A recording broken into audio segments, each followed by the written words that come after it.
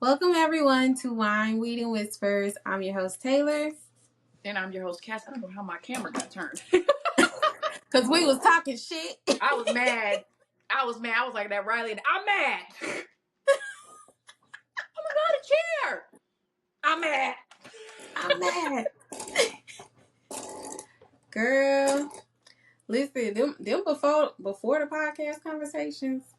Child. Woo, y'all, that's the good tea. The TV's filled, okay? When we get a set and co-hosts and producers and shit, it's gonna be so funny. Mm-hmm. They're gonna be like, y'all think they unhinged on the podcast? Y'all gotta hear the first 20 minutes before they start recording. They gonna cancel us so fast. Really? She said that? I'm like, cancel me. I'm like, y'all won't cancel P. Diddy, but you'll cancel me because I hurt your fees. Okay. I don't know, cause you remember Daniel Caesar. Didn't they say he dared us to cancel him or something? They canceled him for real. I didn't, cause I didn't really know what the fuck was going on. It was something. I think he was on some colorist bullshit. But Oh. Daniel Caesar got canceled, and I ain't gonna lie, he earned that. I just remember them saying he dared them to, and they was like, okay. And I think the thing about it is that he provoked his own canceling. Like, he was like, cancel me. And it's like, you said it. Nobody was really beefing with you. Like, Daniel Caesar started beefing with everybody for no reason. I loved it at him. I hate that for him. Oh baby.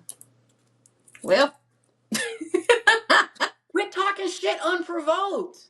No, for real. You gotta like, that's my whole thing. Like, bro, you were talking shit unprovoked. Nobody had a problem, but you decided, you know what? Fuck dark-skinned bitches. Something like that. I'm pretty sure Daniel Caesar was on some colorist shit. Why would he say that? And also, I'm like, I'm getting tired of dark skin on dark skin crime. Like, what do you mean you don't like dark skinned women? You dark skin. Girl, when Kodak Black said that. First of all, that's not even. First of all, this is my thing. People can sit there and say, you saying Kodak Black is ugly because you colorist. I'm like, ugly is ugly. His problems don't even begin with his skin tone, guys. I couldn't imagine having that on top of me. Oh my God. Talk about putting a paper bag over somebody's face during. Girl, that's like, no, it's not his skin tone that makes him ugly. No, it's that grill and. Cause his skin is probably the best thing about him. That's the only thing he got. It's the face. It's all it. Let me drive the boat, head ass. Ooh. That nigga look like a pirate. You know what I'm saying? He looked like he say "arr" at some point. Arr. He looked like some type of "I'm the captain now" type of motherfucker. Yeah, that's him. Let me drive the boat. What I will say is he funny though. Unintentionally, Kodak Black is funny. No, wait. When he was there, when I was asking him about the girl on the Breakfast Club, and they had asked her if they gonna be together, so he said, "I hope so." I hope so. I hope so. Why he sounded like a man? I'm like, why you sound like a gremlin? I hope so. Like he gonna say giggity. Like he was gonna say giggity like Quagmire. That's him. I hope so. I hope so. Yeah, quit being colorist, y'all. Like, stop that. Mm-hmm. Trust me, it's not because his skin color. That's the only thing he got going from. Yeah. Yeah, I remember somebody had. Oh, that's off the podcast, T. That laugh. You have an auntie laugh, and I love it.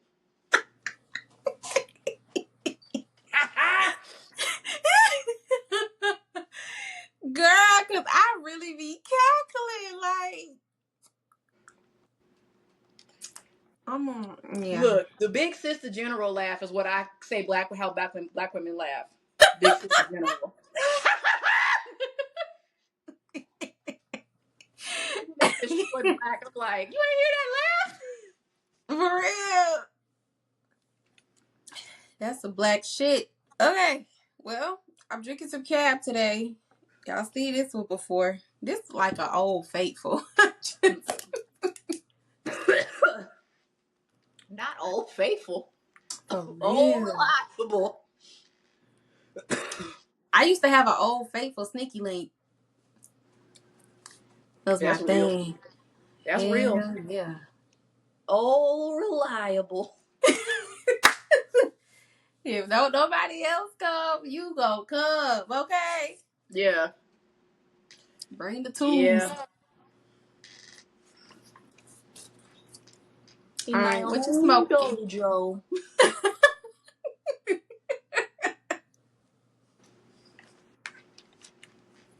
What you smoking? Strawberry Fields. I have some Strawberry Fields today. It's really good. It's my Yeah, favorite. If I yeah. see it on sale, I will like rush out the house to go get it. Yeah, strawberry fields. That sounds nice. All right. Well, let's get into our current events. So, for the month of July, our monthly book is The High Conflict Couple by Alan E. Frizzetti, PhD. Mm. Um, Mm. yes. What's the tea Yes. on that? Well, it's actually it's definitely something good for mental health professionals to read, especially if you work with couples. So they're basically adapting DBT skills, but for relationships. So for our listeners who don't know dialectical behavioral therapy, it's a specific kind of therapy for borderline personality disorder. Mm. And it helps to, remedy that. It's a lot of mindfulness, a lot of like worksheets and stuff like that. It really does help. And what's wild is the woman who came up with it, she actually has borderline. Okay. That's So on self accountability and trying to help others. I like that. yes, girl, came up with a whole modality. I said, you better go, bitch. You I ain't gonna lie, bad. Mike. Now that's what I call doing the work to be Mm-hmm. better. That's what I call doing the work. She created the whole system to be like, hey, do better. We gonna all be Yeah. better. Yeah. So, yep. They just adapted those skills to relationships. It hasn't arrived yet, but I just figured it would be a good book since I'm on the way to school, about to start back working with, people in general. I mean, I am still like doing therapy, but I'm doing other stuff too. So, but I mean, when I go back to school, I'm gonna be working with lots of clients. So, cause I had to get them 1,000 hours. Yeah. Yeah. Oof. Woo! That's the one thing. I when people sit there and like act like anybody can just be a therapist. I'm like, no, you can't. You know how much work that is? Yes and no.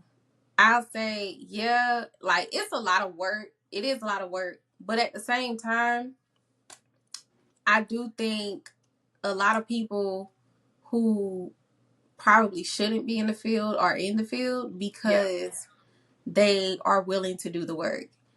Yeah. And the number one group of people that I say are fitting for that description is narcissists. Like Mm-hmm. they have a really like crazy work ethic. That's why they excel in corporate America. But Yeah. but Oh yeah. also like in this field, like if all you gotta do is do the work, a narcissist be like, okay, bitch, and they charming. You don't have to take a personality test to be a therapist. It makes sense because my professors, like one of my professors when I was at UNLV, that man, I was like, how are you a freaking therapist? Like, I was like, how are you a therapist? You are the rudest person I have ever encountered. He is literally one of like, what is wrong with you? Like, when you just want to ask somebody, like, what the is your problem? Yeah. I've ran into a couple of therapists because I move a lot, and then I've gone to see a lot of like student therapists, so they would Mm-hmm. have to switch out, and so that's why I've had a lot of therapists. I don't want people to think that I just be walking out of therapy or they be kicking me out. No, To the next. it was always a transitional thing. Yeah. But yeah, I've ran into a couple of them where I would go home and I'd be questioning. I'm like, you got a couple traits. I don't know.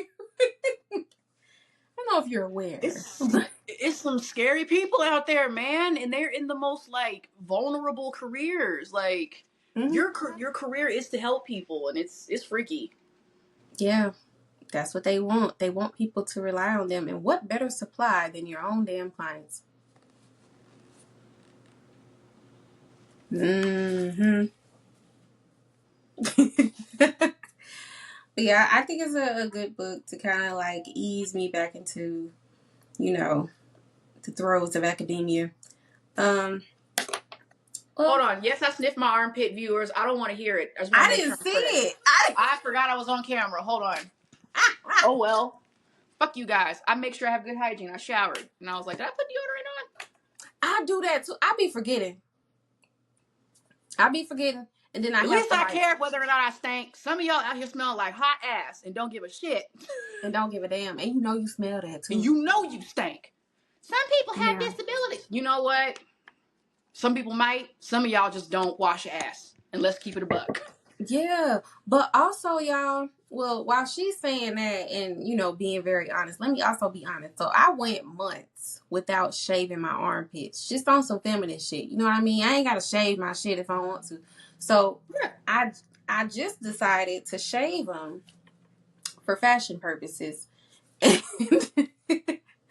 And so I shaved them. And I guess, like, when you go that long without shaving your armpits, I don't know if you become a new person or what, but you know how your armpits smell when you first needed deodorant, like you smell like a little onion, you know? Yeah.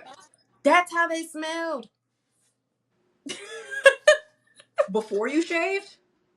Like no, once I Or shaved, after? yeah, after I shaved, Yeah. I smelled like a little onion. You know what I'm saying? It's that onion funk. And I'm like, where's that onion funk coming from? I don't know. I'm like, I've definitely been wearing deodorant since I wasn't shaving, but I guess I don't know. When you shave, you release some sort of hormone, or I don't know. All I know is, you ever had that smell sneak up on you? Like you wasn't prepared for that person to smell like that? Yeah, it was yesterday. I was waiting on my food at the seafood place, and I was standing by this man. I guess he had just got off work, and I mean, I get it, but when I stood beside him and I got a little closer on accident, I was not prepared. I was just like, "Oh my God, he definitely just got off work." Mm-hmm. It's that like, oh no, you can't do that. Come on, Yeah, man. When you better got call that his mama. boosty, come on now, dog. Come Come on, on, man. man. Come on now, dog. Come on, No, man. come on, man. I ain't gonna lie. As transphobic as that one video was, it was so funny. He's about, He come on, man. Don't cut his dick off, don't man. cut his dick off, man. Don't cut his dick off, man.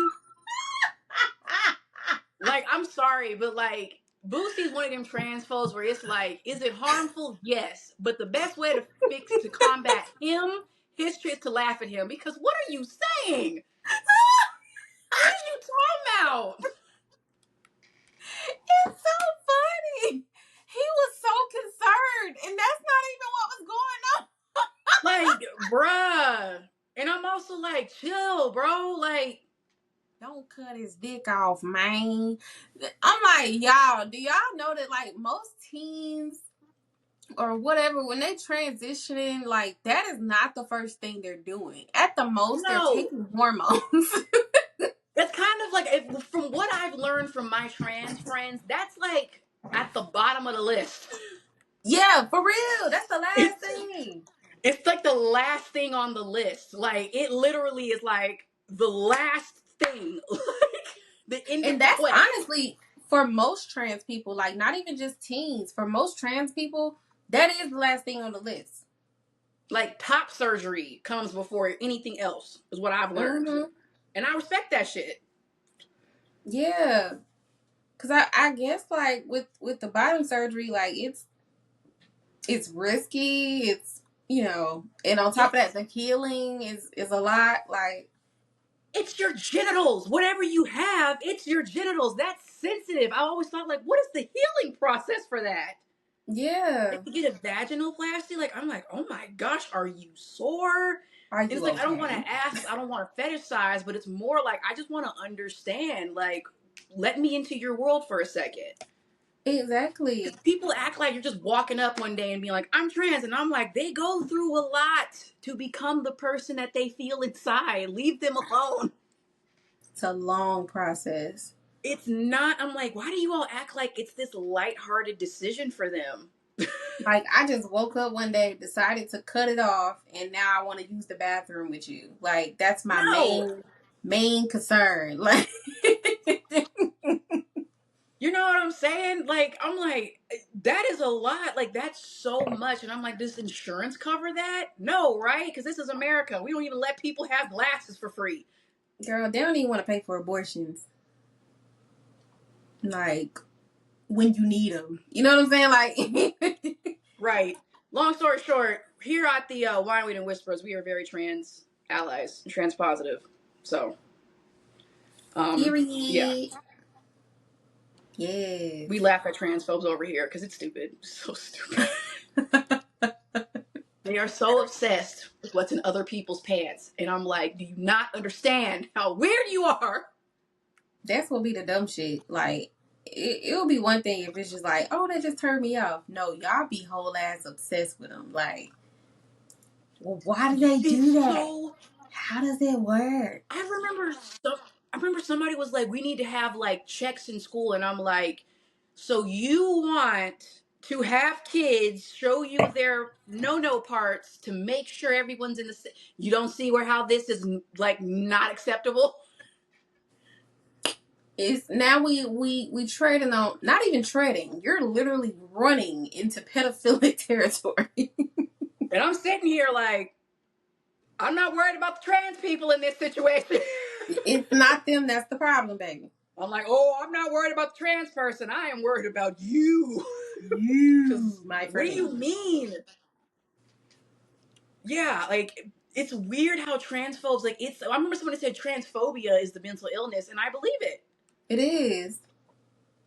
I've never heard a transposed person have like a hinged take. A transphobic person have like a rational take.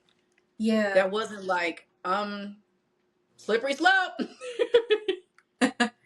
But that's, I mean, the same could be said about all these things like racism, sexism, Yeah. transphobia, xenophobia. Like, the fact that you see somebody in a hijab and you immediately think terrorism, like, what the fuck is your problem?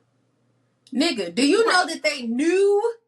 Do you know that the government that you think is so amazing, they knew that shit was gonna happen? They just admitted over 20 years later. They just admitted they knew. And we ended up and used it as an excuse to invade Iraq because we shouldn't have been there. Had no reason to be there. We ain't got no reason to be half the places we at. Iraq though is that, but Iraq is the one that I'm always. Excuse me, I sound just like an American. Iraq. Hey, I'm country as hell. I'm sorry. Iran. Regardless, I'm one of them people. I'm like, y'all keep yelling at these people, and we have been antagonizing them for years. For years. I don't care what y'all say, American. We've been bullying them for a long time, and then acting like it's the classic case of I punch you, you punch back. Oh my God, why'd you hit me? Mm-hmm. I be wanting us to be Switzerland so bad. Like, I just want to chill. Let's be cool. We get involved in everything but so we should. Like when a genocide happens, oh, that's not for us to fix. But when our interests are at risk, oil needs to be preserved. Yeah, I'm like, man, look at all the shit going on within the borders. And you worried about that? You got real problems. That's like so me being behind on my bills, but I'm like, you know what? I gotta go pay my neighbor's bills because she need to keep her lights on. You know what I'm saying? You coming home to a dark ass house. Right. I don't know. Sometimes I'm just like, how is it the immigrant's fault that your wife left you? Why is it the immigrant's fault that you couldn't get the job that you know good and motherfucking well, A, you don't want, or they're not, or jobs that you ain't fucking qualified for? They blaming them for their wife leaving them. Oh my God, them people be, that's what it feels like. Like, this is why fault why the world's going downhill. And I'm like, what world of yours is going downhill? It's not the immigrants' fault your kids don't talk to you. This woke shit and all the immigrants. It's like, no, none of this shit is because of immigration. It's because you are broken inside and want to blame everybody else but your own self. Yeah. Like, it's the same thing with these, like, people. It's like they blame all of these outside sources, and it's like, you're mad at everybody but the people that are doing the things to you. Yeah. I surely hate that for them. That's why they don't be lasting in therapy though, because they hate like when the tide turns and it's like it ain't the kid's fault, it's theirs, you know. And they start to realize they might have something to do with it. Like I'm telling you, parents who think like that, like what you just described, they're some of the worst parents like to work with, because those are the ones who don't like to take any accountability. And it's like, honestly, 70% of parenting is accountability. You have to take accountability for your own actions. Yes. And I think one of the worst things, especially in the black community, is saying that bullshit. Like, you ever heard when a black person, like a black parent, I don't apologize to kids? Yeah. And It's it's one of those things so like, terrible. why? Why is a child beneath accountability from you? Yeah. I don't apologize to no kid. Like, I heard that growing up, and I always was just like, It sounds so condescending. Like, what do you think of kids? Like, like, are they people? yeah, like, and it's like, that's the shit when you wonder why your kids don't want to talk to you. It's like, because you've seen them as beneath you. And I've always just felt like, at what age do you find that your child worthy of your respect? Seriously. And Because I these be the remember growing same up, it was parents. always, you a kid, I don't have to respect you. Yeah. Respect. You don't deserve respect. Like, I've always thought about that. Like, what did y'all gain from that besides a generation of kids that are like, I'm cool on you? And Like, was it they're worth it? the kids are getting more and more audacious. Like our generation and back, we still have like that guilt of like, oh my God, I don't want to leave them out to dry. The kids after us and down, they give a fuck way less. Like that's why I be trying to tell these parents, I'm like, you doing all this shit now and talking the way that you talk to them and treating them the way that you do. And it's like, you are not realizing, my nigga, you have 2 kids. That's it. You didn't have 49 kids like them other people. You got these two, and you treated them the way you treated them. What do you think they gonna do when they leave the house? Like, you think they just gonna feel guilty and still want to just take care of their parents just because you're their parent? They're not gonna give a fuck where you are. You gonna be somewhere demented as fuck in a nursing home where nobody knows your name, and you ain't gonna have no visitors. And it's all gonna be because you decided to treat your kids like crap. And I don't feel sorry for you. Like you earned It's it. just, it's so weird to me. Like, it's like, I don't get it. Like, I'm always like, what do you lose by treating your child like they're all saying you're supposed to be your child's friend, and I'm like, you don't have to be their enemy either. Exactly. Like, well, I don't, before the world breaks them, and it's like, so you're gonna break them? Yeah. And mind you, But I'm not saying that end of life care is the only reason that you should treat your kids well. You should treat your kids well because you love them. But I'm just saying, if there was ever an incentive to not be an asshole to your kids, all I'm just saying as is some of y'all are banking. Look, I'm like, some of y'all are banking way too hard on the fact that your kids are just gonna look past all the times you call them everything but a child of God. I got news for you, Like, Jen. y'all sitting up there just, you know what I'm saying? Y'all just banking on the fact that, hey, they'll be all right. You don't, I'm like, I'm trying to tell you, you think these kids forget. They do not. Mm-mm. Trust me.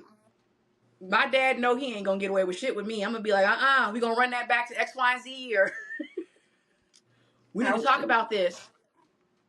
Don't you call me.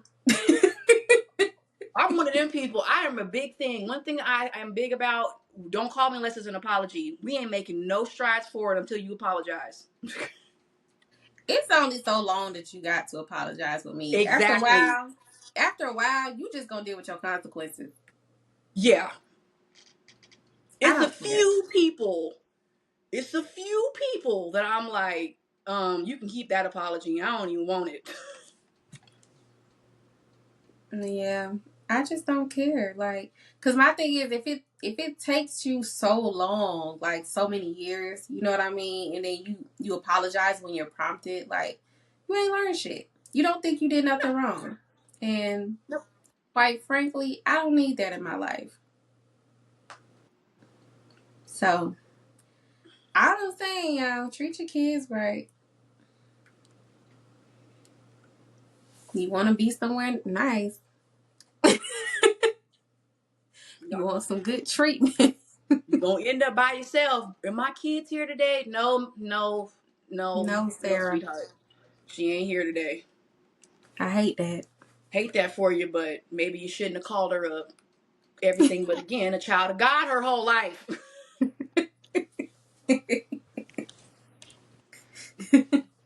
Hell no, your daughter ain't here to see you, but you called her a whore every day. She don't want to talk to you. Maybe you shouldn't have used her as a scapegoat for 20 plus years. I don't fucking know. The past need to be the past. You need to apologize. Mm-mm. You ever see Venom from the movie? Yes, I love that movie. Venom's voice, whenever people know, I be his voice in my head. Apologize. I love Venom. Like, I feel like that's like a Marvel's representation of having your shadow. Like, your shadow be behind you, like, bitch. And she said, what? Don't forgive her. What You know what I'm ass? saying? Beat her ass. No, we cannot beat her ass. Why? Why? That's what we gonna do. The Shit. human does not appreciate your efforts. I love So Venom. bite her That's head like one off. of my No. favorite. That's one of my favorite Marvel characters. Yes, I love Venom. Yeah. All right. Well, in other news, fuck Diddy. I just want to say, fuck Diddy, Puff Daddy, P Diddy, whatever the fuck his name is this week. Brother Love, fuck him. Okay, we don't fuck with him. How are you guilty of transporting prostitutes, but you're not guilty of sex trafficking? Can you please tell me what the fuck that means? But you know what's funny? You know what I'm more upset I'm about? laughing out of frustration, by the way. I'm upset about the people that are relieved for him. Like, what are you relieved about? Why are you happy? Like, the way people dick ride for men is just weird to me. That's how they do. It's just so weird. Like, I'm like, literally, y'all will find men innocent even when they're blatantly not. That's why I can't stand, like, people are like, men need to be protected. I'm like, no, they don't. They are more than protected. They're fine. Girl, I bet you know at least 3 men with no sexual assault story. You don't know 3 women with no sexual assault story. And if you So know yeah, them, most of the time people tell them it was our fault anyway. exactly. Well, you shouldn't have been up in there. Well, why was you dancing like that? Well, he was drunk. So what'd you expect? Like, it's always funny how women have to, like, be accountable for men's lack of self-control. And I'm sick of it. For real. And then all of a sudden, Cassie is a villain. Like, what the fuck? Man, poor Cassie. Like, I honestly hate that for her. Cause she gave her testimony pregnant as hell. Like, she gave birth during the trial. They all talking about she is a predator too. And I'm like, y'all are some fucking bastards. They don't understand like coercive control. You know what I'm saying? I'm like, all of you are gonna burn in hell, and I honestly love that for y'all. Like, I think if she had never met that man, like, do you honestly believe she would have been doing anything that she described in that trial? Like, are y'all really that dumb? I just know someone saying they was trying to take him down because he was gonna do stuff for the community, and I'm like, y'all think every man with some money and power is the next Jesus, and I'm sick of it. What was he doing? Like, Did I he just did don't he send understand. any of y'all? Did he send any of y'all to school? Did he pay off any mortgages? What did he do? Because last I checked, Nicki Minaj was the one sending people to school. You know what I'm saying? Like, Like, y'all dick ride for this man, and he ain't did shit for you or any of your people. T.I. is the last one I heard of that built housing. You know, for low income households. I don't recall Diddy doing any of those, and I could be wrong. Except But stealing other folks' money and causing a crowd crush. thank you. Even the Like, it's the people that he worst worked men. with. It's the worst men that everybody swears is like a gift from the Lord. And I'm like, y'all dick ride for the worst men, and I don't understand. I mean, at the most, maybe he was an example of what we could do as far as becoming a billionaire, a black billionaire in America. But look at all the people he fucked over to get there. You know You what I'm know, saying? Like, is that what you, but a lot of people, I think they want to do that. They want to be somebody who just creates a pile of bodies to get to the top on. seriously. I think it's a lot of broke supervillains out there. Like, if they had the money, they would do what he does. I think a lot of people, like, deep down, if they had the money, they would do that shit too. Yeah, for sure. It's not a lie. Money just amplifies who you are. And that's why it amplified who he is. Because if you watch, they done came out with so many documentaries. But I know they came out with one on HBO Max, and even before, like, he really popped off like that, he was abusive. He was abusing his girlfriends. Yeah, they It's in just, public. and it's like funny when men are known abusers, it's always, well, there's two sides to every story. And I'm like, why do y'all always have an excuse for people putting their hands on people? When it is the same story with 40 different people, I'm like, there's the no two same. sides to that. I'm just like, y'all swear up and down these women are getting into like a room and conspiring. Like, it's a freaking, I don't even know. Like, it's some type of, like, okay, where this is the cult of bringing men down. Today's target, Bill Cosby. Yeah, like, girl, the fuck is we fucking And the with thing them about it for? is Bill Cosby was up to shit for years, and it was just quiet. And he was demented. That was the thing. I'm like, why would they just conspire in a room and be like, you know what? Let's get Cosby. Like, I'm Like, just so sick of it. I'm like, I'm like, yes, there are plenty of black men who have been falsely imprisoned, and like Huey said, this is not one of them. he is not one of those men. He's not one of those men. It's okay. Like, there's plenty of other black men we should be writing at dawn for. I don't know why we're doing it for Sean Combs. Because he damn sure wouldn't be doing a few. I'm still trying to figure No, out what this man has done for this community that y'all writing for so hard. I don't remember. I'm looking back. I just don't. Like, when I think about people who've done a lot for the community, like, I don't know. It ain't, he's not ringing a bell. I'm sorry. Like, I don't. I think about Nicki I'm just sitting Minaj. Even, like I said, like T.I., he's done a lot. Nipsey over some Hussle. Ciroc. Y'all All riding right. this hard over Ciroc. Ciroc was not that good. Oh, no. And neither was Delion. I, I used to drink Ciroc. No, it ain't that good. it, let me tell you when I liked Ciroc in undergrad. I ain't have no You know what palate I'm saying? whatsoever. We was And just Ciroc trying to ain't get even that drunk. good. Ciroc is right up there with Pinnacle. When the vodka comes in different flavors, it's some bullshit. It is. Now, flavored vodka does have its uses, but It does have its uses. I'm not gonna say it doesn't, because I was a red berry slut myself when I was an undergrad. Red berries and some coke. Red berry acid and some coke. no! Woo! What is wrong with you? My chest started burning just thinking about Raspberry? it. I know what you was doing.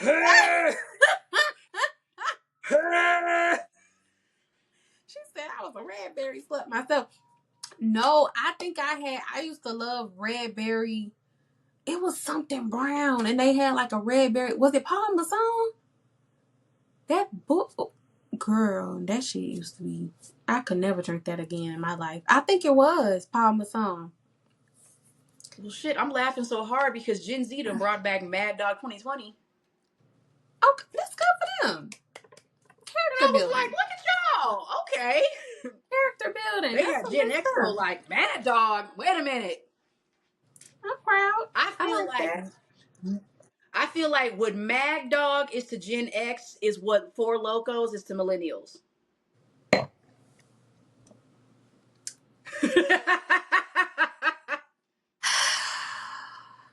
There were some times, some nights. I don't know why I decided to drink that shit, but I did. And I had fun, you know. I had fun, but I'll never drink that again a day in my life. You couldn't pay me to revisit that era in my life. Like when you drinking Four Locos every week for the sake of, just to get turned up kind of fast, and then you drinking other shit afterwards. It's like, do you care about your heart? I don't think you do. No. I'm trying to tell you. That's why I tell these kids. I'm like, these ain't even the original Four Locos. The original Four Locos had folk like getting slid to God. I never had the originals. Never. The originals, I never had. I didn't, because my parents had me. Like, my daddy was a pastor, and you know my father. Yeah, I I was couldn't. too sheltered. Yeah, I was too sheltered, and I think if I had had a Four Loco and my dad had fallen, oh god, just pain and suffering and oh boy. Right. But I do remember like the news reports coming out of like people who like they heart stopping because the Four Loco was just doing too much. It did. I Yeah. remember, like, I thought I was gonna go out, so I had drunk a Four Loco, and then I didn't. I didn't go out, so I was like, okay, I'm gonna go to sleep. My heart would not stop doing weird shit. That's when I knew I had to stop drinking it. Whoever thought energy drink and alcohol went together? It don't. But what am I saying? I did Jaeger bombs all night. Worst hangover of my life because it was Red Bull and Jaeger. Why would But you do that? so stupid. 19 years old, thinking I was having the college experience. I was trying to party like white people. I did dumb shit too. Like I remember, I was drinking these bombs. Like I loved the banana bombs, but she had all different kinds. She would do banana bombs, cherry bombs, strawberry bombs, like all type of shit. But my favorite was the banana bombs. I would drink like 4 of them because they was just so quick to drink, and they was quick to get you fucked up. I found out later on why they so quick to get me fucked up is because of the Red Bull she was putting in them. I'm like, Red Bull? I don't drink no Red Bull. Yep. That's not Yeah. healthy. Right. You can't do that. That don't go together. You can't do that. This was after I had decided not to drink Four Locos anymore. So I'm like, I stopped drinking Four Loko because of the whole like energy drink aspect of it and how it's fucking with my heart. So I'm like, I didn't think the bombs had that in there. I would have never drunk it. Yep. Girl, I stopped drinking them after that because, baby, I don't do no energy drink. And alcohol, that just don't go together. It just don't. When you are drunk and hot and like hopping off of energy, your body does not know what to do. Cause see, I barely do the espresso martinis for the same reason. Cause I'm like, why would I want coffee and liquor together? Like that ain't cute. But they do be kind of good though. I've heard they're good. Damn, they are good. But I always am just like, as somebody who ended up with a liquor and alcohol experience, I just No. Yeah, just no. No. Not No. Mm. But yeah, like I said, fuck that man. He ain't did shit for me. Girl, far as I know, he was very democratic in public and was very red when he went to that motherfucking voting booth. So anyway, allegedly, I don't know. But I He gonna get a pardon. I know he is. That's why I hope they pursue Predators. state charges on his ass. I'm Can't get out of so that. over him.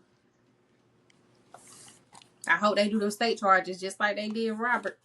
You know what I'm doing? And also, I'm mad. I'm like, you know what? Hitmen just ain't doing what they supposed to be doing no more. What happened to the Everybody's hitmen? slacking. Like, what happened? Hitmen. We don't assassinate Assassinators. people anymore. The fuck, man? I'm Like, not saying I'm gonna do it. I'm not trying to incite it. I'm just wondering why that trend went out. Calm down, feds. it's just like, I don't know. Like, people just slacking. And you know what I think it is? I think it's capitalism. Capitalism got everybody tired. And so you Yeah, can't like really people are like too sit tired to and just. yeah, you just can't sit and prepare yourself for the job like you used to. Like, everybody You got two know, jobs now. I'm just in my head like, whatever happened to that? What happened to just capping on somebody? Just sliding up, like y'all slide on everybody but the people who need to be slid on. I'll be so happy when it becomes cool for people to just jump and beat on and hurt domestic abusers and sexually violent people. You know, like, just make it a trend to just fuck them up. Like, Don't make it let some me be gang around shit. when that happens. Oh, you don't like it when people beat on you. Oh, pobrecito. You don't like it when people hit you and it hurts. Oh, shut up. Yeah, like, make it some gang shit. You know what I'm saying? Like, I would fuck with that. That's some shit I can get behind. But I don't know. I can't I'm tell. sorry. People might say I'm wrong for this, but I love watching.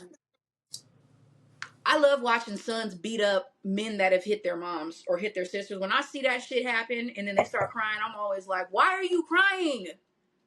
Oh, you don't like to be hit? Sound like a vibe to me. Listen, Gets I on my thought it, nerve. I think that's what I can't stand. Abusers, every time they get hit, they fold so fast. yeah, they do. They be oh, girl. I got a story for you. I got a story. Tell me right now. You want me to tell you? Tell me right now. Girl, I ain't gonna say when. I ain't gonna say who. My ex got knocked out in front of me, girl. Knocked out. Like, I had to help him get up, girl. And it's like, on one hand now, it was at our place, so it was embarrassing because I couldn't go nowhere. But other than that, I was just like, damn, that's crazy. We both need to do stand up because you are so funny. I was like, I can see you doing the set. I was at like, you know what it's like when the man who's beating on you gets knocked out in front of you. Like, you validated, but you also like, shit, I'm at home with this motherfucker. I can't just leave him here. I'm home. I just,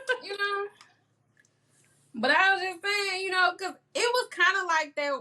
You remember when Kevin Hart was talking about, like, his dad getting beat up? he said some shit along the lines of, like, I can't take you serious after that. Like, you gonna tell me to take the trash out and be like, don't make me call Terrence. That's how I felt. Like, if he was to say something out the way to me, like, don't make me call such and such. You know what I'm saying? Because it's like, now I know where your badass threshold is now. Like, I see the hard line where the buck stops for you in terms of being a badass. Yes, girl. I ain't want to reveal that because I don't know if he listened or not, but yeah, that happened. I'm laughing at you. I don't care if you listen. If I you're don't say listening, his I'm name. I laughing don't at be you. saying his name on here. You ain't gotta say his name. He knows who he is, and I'm laughing at you. I'm pointing at the camera, and I'm looking at you because you got slept. How you put hands on a woman but can't fight a man? Boy, come on,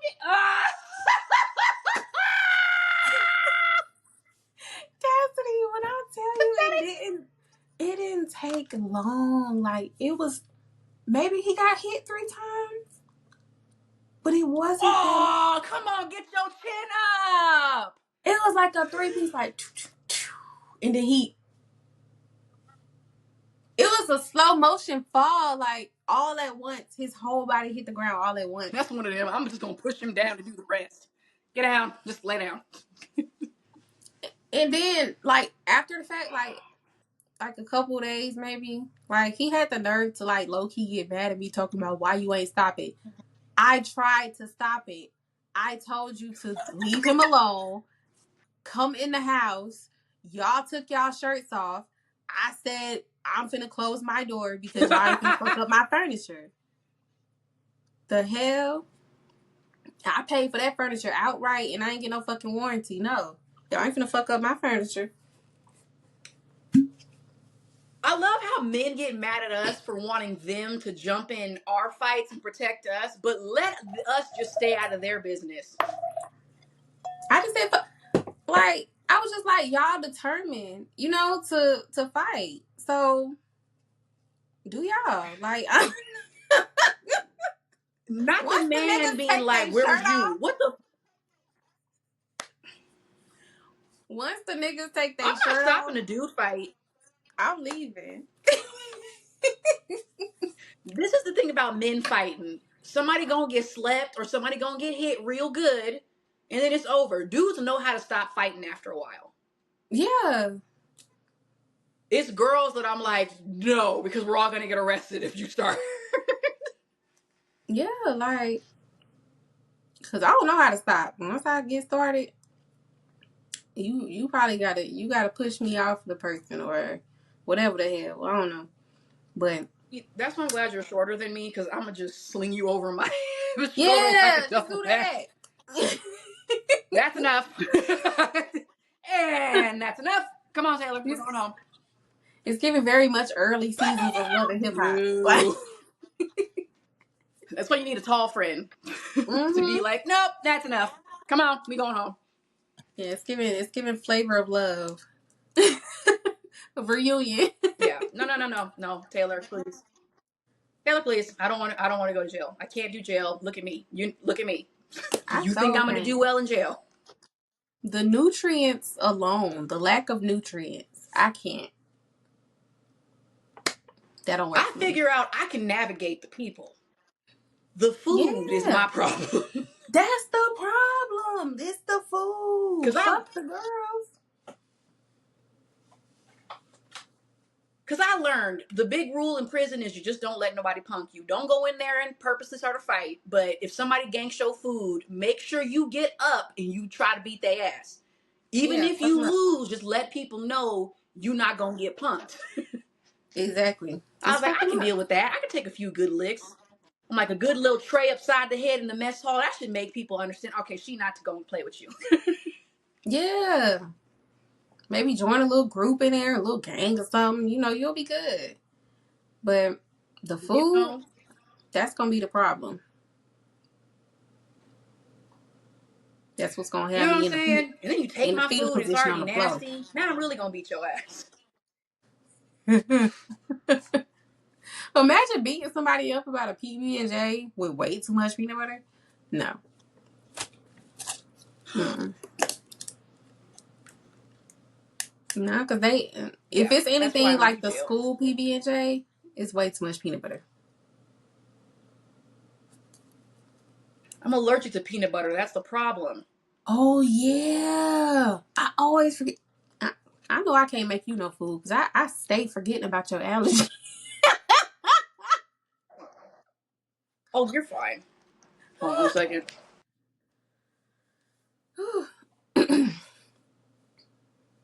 We are the world. We are the children. Oh, I ain't know where she was going, so I was Stop. just That's gonna my sing. favorite Michael Jackson video. I loved it that way. Wasn't okay. Who all? Because Because you you know can they. see him just side eyeing. Yeah. It was Huey Lewis, Cyndi Lauper. I forget what the other lady is. Diane something, I think. Was Lil Wayne in it? Or was he in the And We next Are one? the World? He was He in was in the one, but new generation. The first one was in the okay. 80s, girl. Yeah. So the one with Michael Jackson I was like, wasn't girl, that I like think Lil Wayne was. yeah. I was like, girl, Lil Wayne was a little kid. I just know he was in He it, but wasn't even the I rubber was band like, man yet. so did Michael Jackson do the next one as well? I don't know. Or because I think he died like the year after or something like that. Because they did a new one, and then I don't know. I have no idea. I know he I did have that one no in the idea. '80s though. So was Prince in the one in the '80s? No, he was not in that one. Okay, but you said Cyndi Lauper, Huey Lewis is in there. Huey Lewis. Who I else think. was in Is there? that Huey Lewis? And it's another dude. Tell me how am I supposed to live? Whatever that man's name is. I know what you're talking about. It's just the way You know what I'm said talking it. about. I'm like, whatever that man's name is. Oh my Lord. Was Madonna in it? She might have been. I know it was a lot of people, but I know Michael Jackson. I just remember Michael Jackson looking at all of them like, I'm not getting paid enough for this shit. We need to do it. Did we do one for our generation? I don't think we did one. Girl, capitalism, we can't do that now. We can't do shit like that now. People too greedy. People is greedy. People too greedy. I feel like we can't do that mess anymore because everybody got to get paid. Everybody got to get paid. People don't want to pay. Like we will never get a Def Jam fight for New York again because no, if I'm gonna be in a game, I need to get a flat fee. It is. I'm not being. So and so can't be getting paid more than me. No. I saw a guy. He was talking about because I guess he worked in like R&B and hip hop, but he also worked in pop. And he was like, the splits are way different from like urban splits versus pop splits. And he was like, when you do pop, everybody gets paid the same amount. Everybody, no matter who's on the song, they all get paid the same amount. Whereas like with urban splits, that's when some people basically get fucked over just so this other person can get paid what they feel like they're worth. And I'm like, that's so fucked up. Like, why is it not that way for everybody? Like the pop splits, like, so that all this arguing and I don't fuck with this person and we not performing the song no more because I don't fuck with her. Like that wouldn't exist if everybody got paid how they supposed to. It's so weird how people just don't want to pay people. Like, it's just, that's the one thing that I just don't understand is like the way that people are like, I'm not paying this motherfucker. It's just like, just pay them. Yeah. We need another one.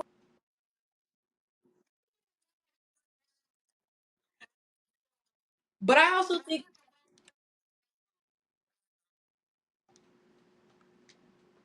oh, where'd she go?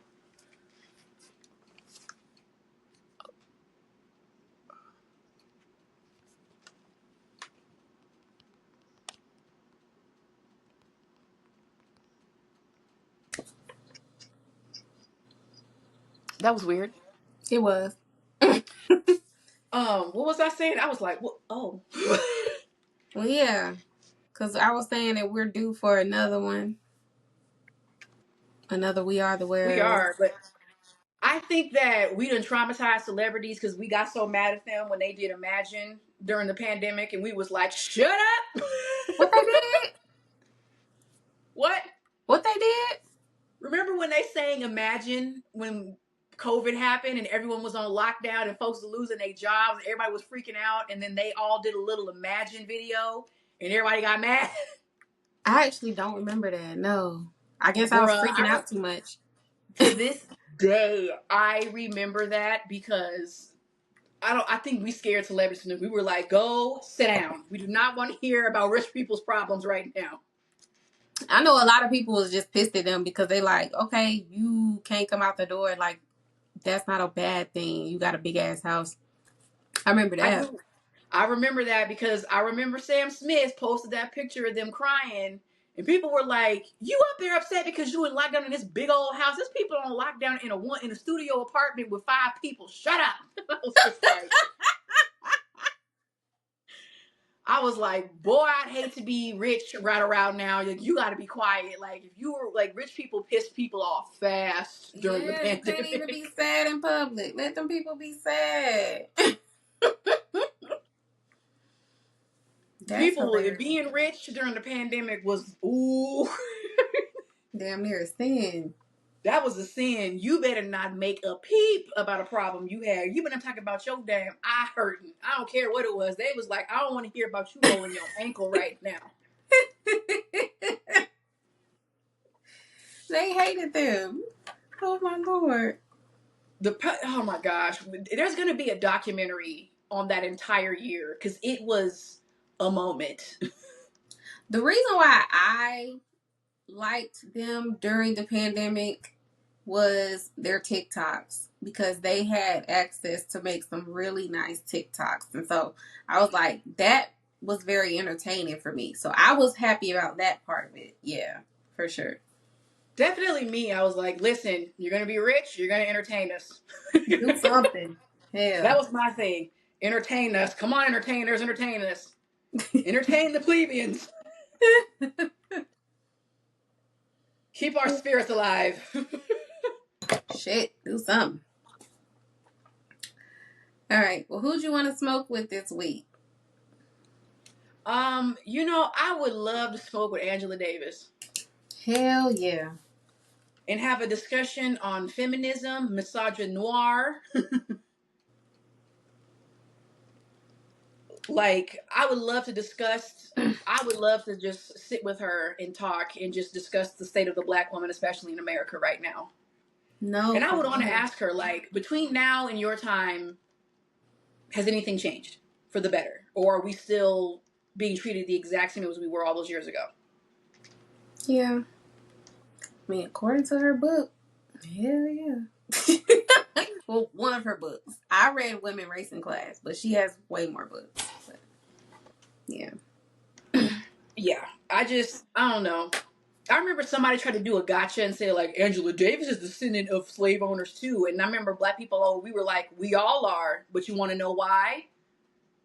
Because Rape. Massa liked to rape his ancestors at night, and then they all, whatever. And it's like, yeah, not the gotcha you thought it was, huh?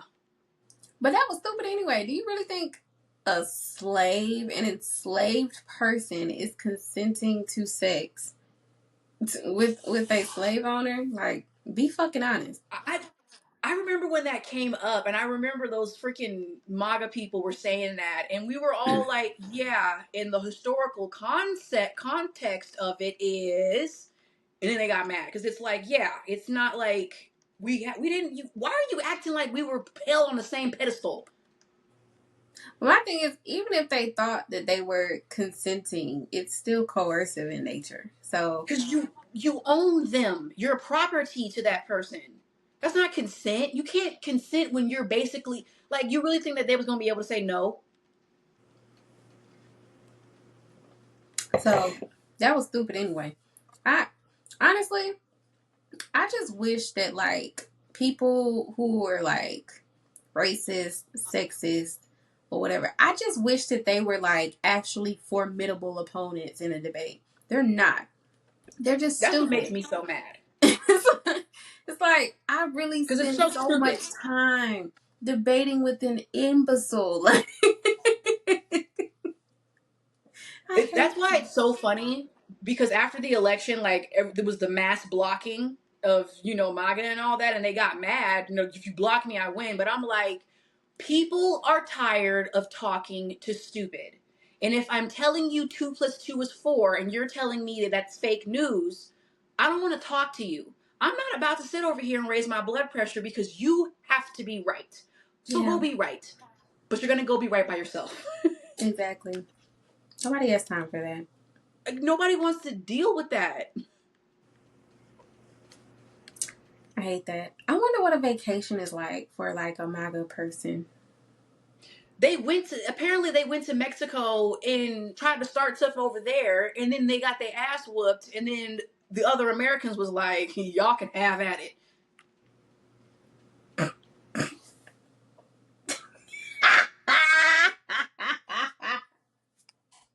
And I was just like, I don't know why they went down there thinking that was gonna work.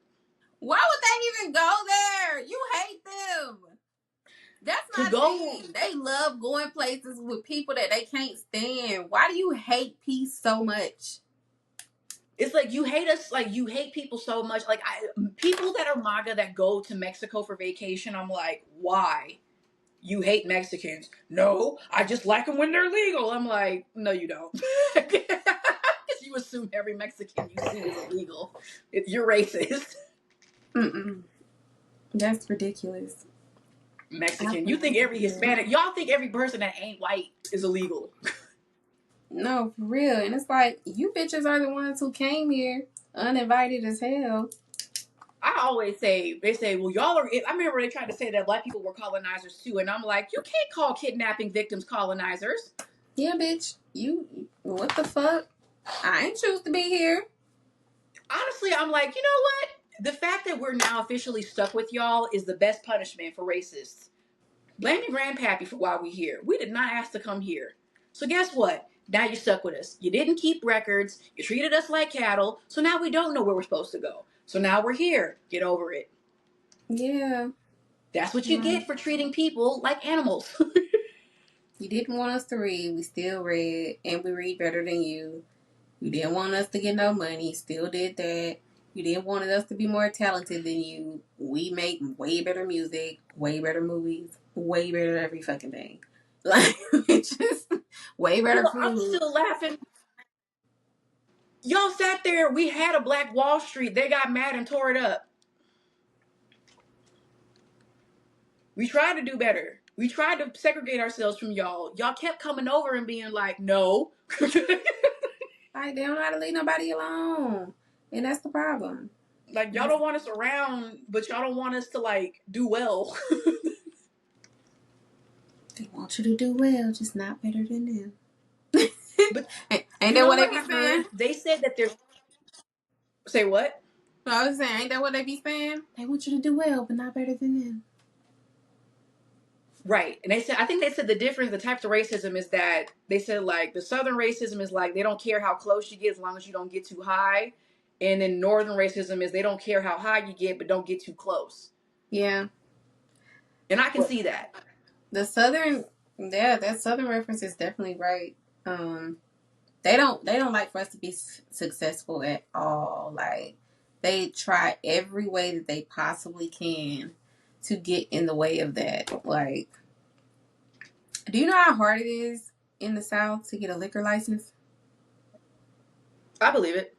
It's so hard. So it's like, if you ever wanted to come up with like a restaurant or anything like that, like, usually when black people come up with restaurants, especially in where I live at, like in a smaller town, it's usually no alcohol at first, because they make it so hard. Like, it's not even just the financial thing. Like, it's some bullshit ass inspections you gotta go through. Like, it's a lot, and it's because they don't want you to make the money, and it's a lot of other things too that we go through. It's a lot. Like, it's so much that I'm just so used to. Like, I have to think about it to figure out what to even say, because I'm like, it's so normal to me. Yeah.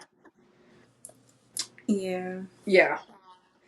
And I thought about it, though. I looked up, like, the map of where sundown towns are in America. Mm-hmm. And that's when that saying came true, because believe it or not, they're really not, there's a plenty in the South. But where the sundown towns are, it's up north. Up north, it's just Indiana. You ain't gonna catch me dead in Indiana ever. They got sundown towns up there? Indiana is like, it looked like tic-tac-toe up in there. Damn, I really thought that was a Southern thing. I did not know Looked that. like no, the North. But if you look up like where a lot of historical lynchings happen, Indiana's on the list a lot. It looked like connect the dots in Indiana and Illinois. Really? Was they in? Stay Because in a lot of Chicago. not Chicago. No, stay in Chicago is what I'm telling you. Stay in Chicago. Oh, you ain't got to worry about me. I already heard about them. I'm just saying, I'm like, please stay in Chicago. They done already. I've been knew before I even thought about moving to Chicago. I've been knew Chicago is the blackest part of Illinois. Like the blackest part, the most sensible part, the most democratic part. The only reason they've ever been blue is Chicago. Chicago. Like, people from Chicago had to say, Chicago is not all of Illinois. Don't get It's not. confused. It's not. Too many people from Chicago have had to warn me, or just on social media have said, Chicago ain't Illinois. Do not get confused. During the election season, I remember Illinois was saying, y'all think Chicago is a whole state? It's not. Yeah. Girl. Yeah, you ain't gotta tell me twice. They but that's how they always be. They be like, "Oh, I'm from Chicago," but if they not from Chicago, they be like, "I'm from Illinois." That's how they do. I don't It's know. two different states. Make Mm-hmm. Chicago its own state. Shit. At this point, yeah, because I know like when they did the Great Migration and all that, or the Big Migration, there were a bunch of different migrations, Mm-hmm. and when they went up north, a lot of them they would end up in like New York. Specifically, I know Harlem was a big area, and then Chicago and Detroit. Um, and then they went out west. A lot of them went out west and ended up like, That's where my family went. yeah, they That's where my went. family Some of went. them went like Southern California, and then some of them, a lot of people went to the Bay, like up there. That the people that I read about, like when I was reading about the first 6 Black millionaires, they was up there in like Sacramento and all them different places. But That makes sense. yeah, Yeah, my family, like, we came to Las Vegas, you know, okay. because my family, our roots are like Mississippi, Arkansas, and Texas, and they all came out to Vegas. I always used to want to ask. I'm like, Grandma, you never thought about just sliding all the way over there. Like, because she's from here, but she moved to Miami. That's where she moved. And I mean, I get that because Miami is still, it's very diverse. I would say progressive, but they're, at this point, they seem to be going back a little bit, but not. They're still more progressive than majority of the state of Florida. So, Yeah, I can see that. I can but see that. I feel like Miami's one of those, like, there's Florida and then there's Miami. it is. It's like that for real. Like I remember they was trying to like put all them. This was before they broke up with the Spring Breakers, and they was trying to put all of those sanctions on like what you can wear and how you could be outside. Whether or not you could drink out the door and stuff like that. And they was like, bro, this is Miami. Like, why are y'all trying to do all that or make certain shit It's illegal? Miami. You can. Right. It's Miami. What are you doing? Mm-hmm. It was hard to get a lot of that stuff passed, but now I don't know. With them breaking up with the Spring Breakers, I'm like, they might be going on back. Well, I'm just sitting there like, why are y'all so, like, I just can't stand that shit. Like, I'm just so like, why do y'all care so much what people are wearing? Like, I don't get it. Like, to make laws of saying what people can and can't wear is so stupid to me. Yeah, because it's just like, bro, unless people are just downright naked, like I don't really understand. But that's what they Close do. your eyes. You know my saying. Close your eyes. Do something. Take your kids away. Like I never The like I'm not saying kids can't be on the beach, but it's like for you to bring your kids to South Beach and be like they shouldn't be dressed like that. We have our families around here. It's South Beach. Like people be naked. Just go the other way. Like go to well, another beach. when people complain about Las Vegas, and I'm just like, it's Las Vegas. It's Sin City. What do you want? Like, what the fuck Like, do what, you mean? you know what I'm saying? Like, I'm sorry. As a child who grew up in Las Vegas, I have driven down Boulder Highway and been like, was that 5 prostitutes?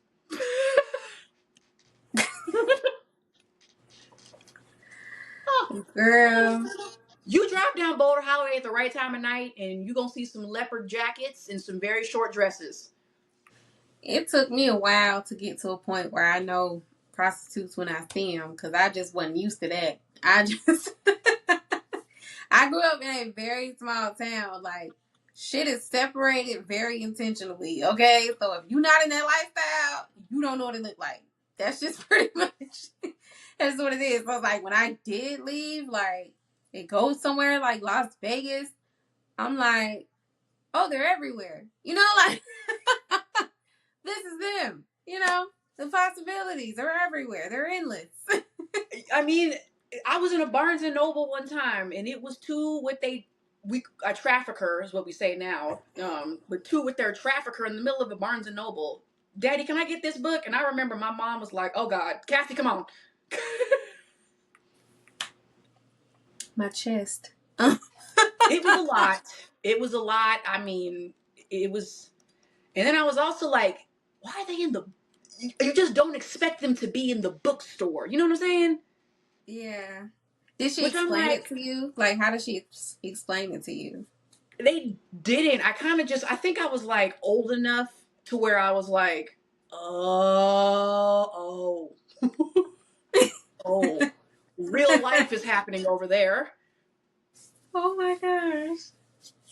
Yeah, no, nobody explained it to me. I just kind of had to figure it out via movies and TV shows. I don't know. Believe it or not, I learned all my street smarts about trafficking and like what pimps are in church. Really? Having honestly, I have to say, I did go to certain women's conferences where it did put me on game. This dude, I gotta say, I think that he is ministering because he said, "Look, I'm gonna tell you the truth. I used to be a pimp, and Okay. I'm gonna tell you, ladies, what you need to look out for, the types that are out there, and what to look for so it doesn't happen to you." And Mm-hmm. he explained it. He said, like, this is the lover boy pimp, the boyfriend pimp. Um, I think there's one that's like the rich guy, whatever. And then like the guy that like is like the hitter and stuff like that. That's actually super duper rare, but it makes good TV. Hmm. They call them gorilla pimps. So the pimps that are like beating their, you know, the tricks and stuff like that, those are super duper rare. In fact, most people are like, you need to stop. Like, why you beating on your product, dude? Like, and that's what it is. Wow. And so he explained like what the lover boy method is, the shit like that. And the boyfriend pimp. And he said the boyfriend pimp, you got to be careful because it starts with, babe, just do this real quick for me for this money, and then I won't ask you again. And then it keeps going. Yeah. The lover boy, he's the dude that flashes cash at you, like, come on, baby, I want to love on you. I'm gonna take you. You gonna be my girl. Blah blah blah blah blah. And then it starts. Then slowly but surely, now you're doing tricks for him. Andrew Tate. And before y'all say anything, he named it himself. He did. He knew what in that interview, he knew what the lover boy method was. And if that don't tell you he knows what the hell he's doing, I don't know what to tell y'all. That is wild. Your man's is a I think, trafficker. honestly, it's probably by the grace of God that none of that ever reached my orbit. I mean, the closest I got was the one I was living with, but she wasn't even my official roommate. So, Mm-hmm. but yeah, I mean, through that situation, I learned a lot. You know, she even told me a little bit about how she got into it with him, and like that's why she was referring to him as her boyfriend. Mm-hmm. Because at one point he was, but then it became the dynamic that it was at that point. Um, so I learned a lot from her just telling me about it.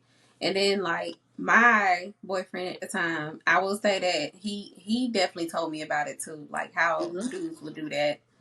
Um, and so like the different methods or whatever. So I really ain't learned too much about it till I got to Vegas, honestly.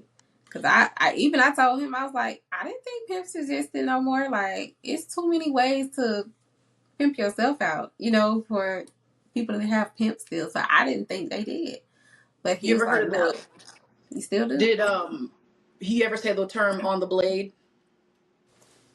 I didn't hear that until I heard Sweetie say it. So Sweetie's from LA, isn't she? Sweetie is from the Bay. She's from the Bay. Okay, yeah, that's why. In California and Las Vegas, if we say she on the blade, that's what that means. Yeah. Like that's what that means when we're like she on the blade. Mm-hmm. So it's crazy, like lingo that I know now growing up out here. But yeah, Mm, in California and out here, that's what it's a code phrase for that. yeah. Yeah, like I've never had nobody like ask me like, oh, do such and such, so we can get this money. Like, cause I would look at you like, well, why the fuck would I do that? Like, well, you better go to the bank and ask for a loan. Why wouldn't Right. You don't want call your bank like everybody else. You better put up some collateral. Better put up some collateral, buddy boy. something like, why would I do that? I don't know. I'm a person like I like to do. I have sex because I want to, and I'm very big on that. So if it's not strictly because I want to, I'm always gonna see something wrong with it. So Yep. that's why it's like if that was ever brought up to me, I know for a fact the hell. What are you talking about? What are you talking about? Are you crazy? Like that don't sound like a choice. That sounds a little coercive. What are you saying to me right now? This is a lot. Like, hold on, I can see you right now. Walk me through how you got to this point that you thought this was acceptable to ask of me. Mm-hmm. Mm-mm. Play too much. But yeah, I mean it is very easy to get caught up in that though. Like I've seen it. I've definitely I don't seen judge it. any woman It's that's not gotten your fault at no. all. You're the prey. That's the thing.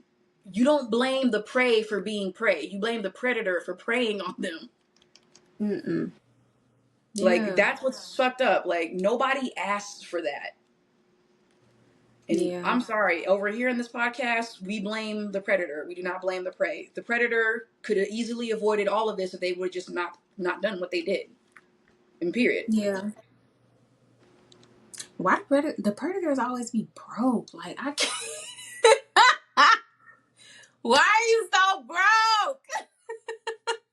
I think what makes me mad too is it's like you motherfuckers can't make no money for yourselves. You always got to use a different woman. Like skill issue. Why don't y'all hold y'allselves out?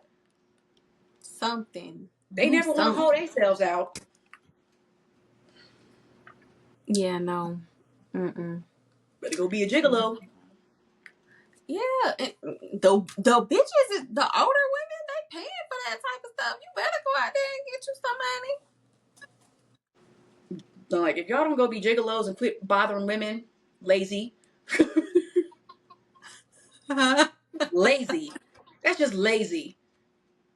It That's what I'm is. gonna start calling them now. Y'all ain't nothing but lazy, good for nothing. That's socialism. Lazy Negroes. Just lazy. Mm-mm. Do your own, make your own money. You ain't doing no work. Yeah. I hope that girl is doing good. Sometimes I be like wondering if I could have helped her. But I don't know.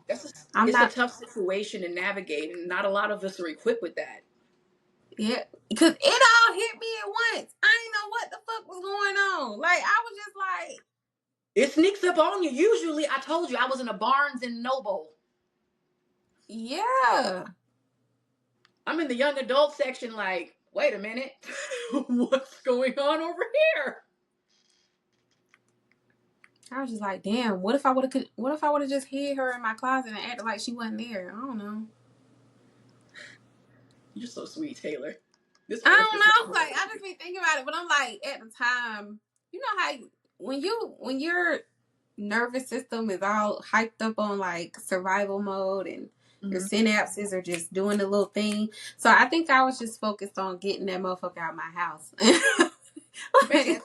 that was just it. Like, I wasn't even thinking about maybe I could just help her get away from him. She could do better in life. Like, I don't know. I hope she's doing well. I'm gonna probably pull some cards later. I like that. Right. How's life going? But yeah, I pray for all y'all in that situation because it don't seem easy to get out of.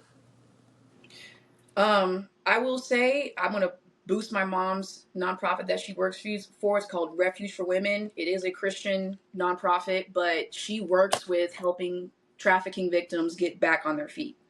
So That's fine. Refuge for Women in Las Vegas. You Okay, know, yeah. I'm writing it down. That is nice. When did she start that? She's been doing that for a while. Yeah, she's been doing that for a long time, and she tells me stories like, it's crazy how people don't understand like really just how bad that is. Like shit gets. Um, and I'm sorry, it's some damn demons out here. Like some of these men. I'm sorry, and it's not even men, but some of these women, like you hear stories of women that were trafficked by their aunt, their mom, their grandma, their dad, their brother. Like it's rarely a boogeyman in an alley. My Lord. You know what I'm saying? Like so many trafficking victims can say it was not some random person. It was somebody they knew. That's ridiculous. But I think people have to make it where like this person was obviously where they shouldn't have been, so that's why it happened because they don't want to believe it's that easy for it to happen to anybody. I can't with that. That's crazy. I'm just thinking about how close it was to my actual roommate. I mean, I'm like, you had the girl living with you. Mm-hmm. He ain't never trying to try that BS with you, but he didn't know. She was her for herself, by herself. She just had a friend who ended up in that situation and she didn't let go of her friend. Like, and that's good. Like, Yeah. like I'm glad you didn't because you are probably her constant reminder of who she was, who she can be. And honestly, for her to not get her involved in that, because some people they Yeah. recruit. Yeah. That So is so wild and yeah, ridiculous. living in Vegas is so easy and it's so prevalent. Like that's one thing as when people say Vegas ain't dangerous. I'm like, y'all thinking about O Block and shit like that. It's not O Block. Like if you get into a shootout in Las Vegas, somebody was drunk, where were you at? Like you hunted for that. But like Yeah. the sinister stuff that happens out here, I'm like, don't like I remember somebody said I walked around Vegas late at night and nothing bad happened to me. And I'm like, you lucky. I'm saying, like, cause I did. I really did. But I never felt like I'm invincible, not once. You know what I'm saying? Like, I remember somebody said people act like Vegas is dangerous and it's not. And I'm like, that's because y'all don't understand. Like, it's serious people out here. Like, what we don't have in active gang warfare, we make up for in like people who do like organized crime. And I don't care what you say, organized crime people are terrifying. They're serious people. Yeah. You will go missing. I thank the Lord I ain't get into none of that. Cause girl, I was walking around by myself, cross-faded, like everything I could have done to put myself in, except leave my drink somewhere. But Mhm. everything I could have done to put myself in danger, bitch, I did. Well, I ain't get no car with no strangers either. But I mean, I Ubered. It's a Uber. It's a Uber. We don't mind Uber. But yeah, I didn't get no car with no strangers. I didn't leave my drink nowhere. But I did walk around a lot by myself and very much under the influence. And Mhm. yeah, a lot of things could have ended badly. It just didn't by the grace of God. Like I love the Lord. I really do. Amen. Yeah. God protected me to the point I was just out there. I had my fun. I did what I did. You know, I did run into a nutcase, but he didn't do that. He was just abusive. You can run into a lunatic anywhere. Yeah. I'm like, that can come in any city. I ain't gonna lie though, Vegas do got some high ass domestic violence rates. Like I remember when it was probably like my second or third call on this nigga. Mm-hmm. The police officer there, he talking to me. Why I hear the walkie talkie, he on the radio, he get like a thing. They're like, oh, it's a DV, whatchamacallit, in such and such neighborhood, like a whole different one. Like you're getting a DV call while responding to a DV call. I I'm believe like, it. what in the actual fuck is going on in this city? Like, why I they can't believe keep it. their hands to themselves? I believe it. All the alcohol and shit going on. It's alcohol, 24-hour city. It's always something to get in here. Yeah, I believe it. It's some It's characters out here, so I'm not shocked at all. it's so ridiculous. I'm just like, I can't believe it's that common in that one town. I mean, I'm pretty sure in every urban area, maybe, like it's common, but it's like, that was just freaky to me. I'm like, for it to be going down while you're receiving a call, like every 7 seconds is real. Like, that's Mhm. not a lie. Whew, child. Keep your hands to yourselves, folks. I don't know why it's so hard. If you cannot handle a disagreement without getting your hands involved, you need to figure out why. That's all I'm going to say. I just know I had some really great comebacks, and he didn't have nothing to come back with, so.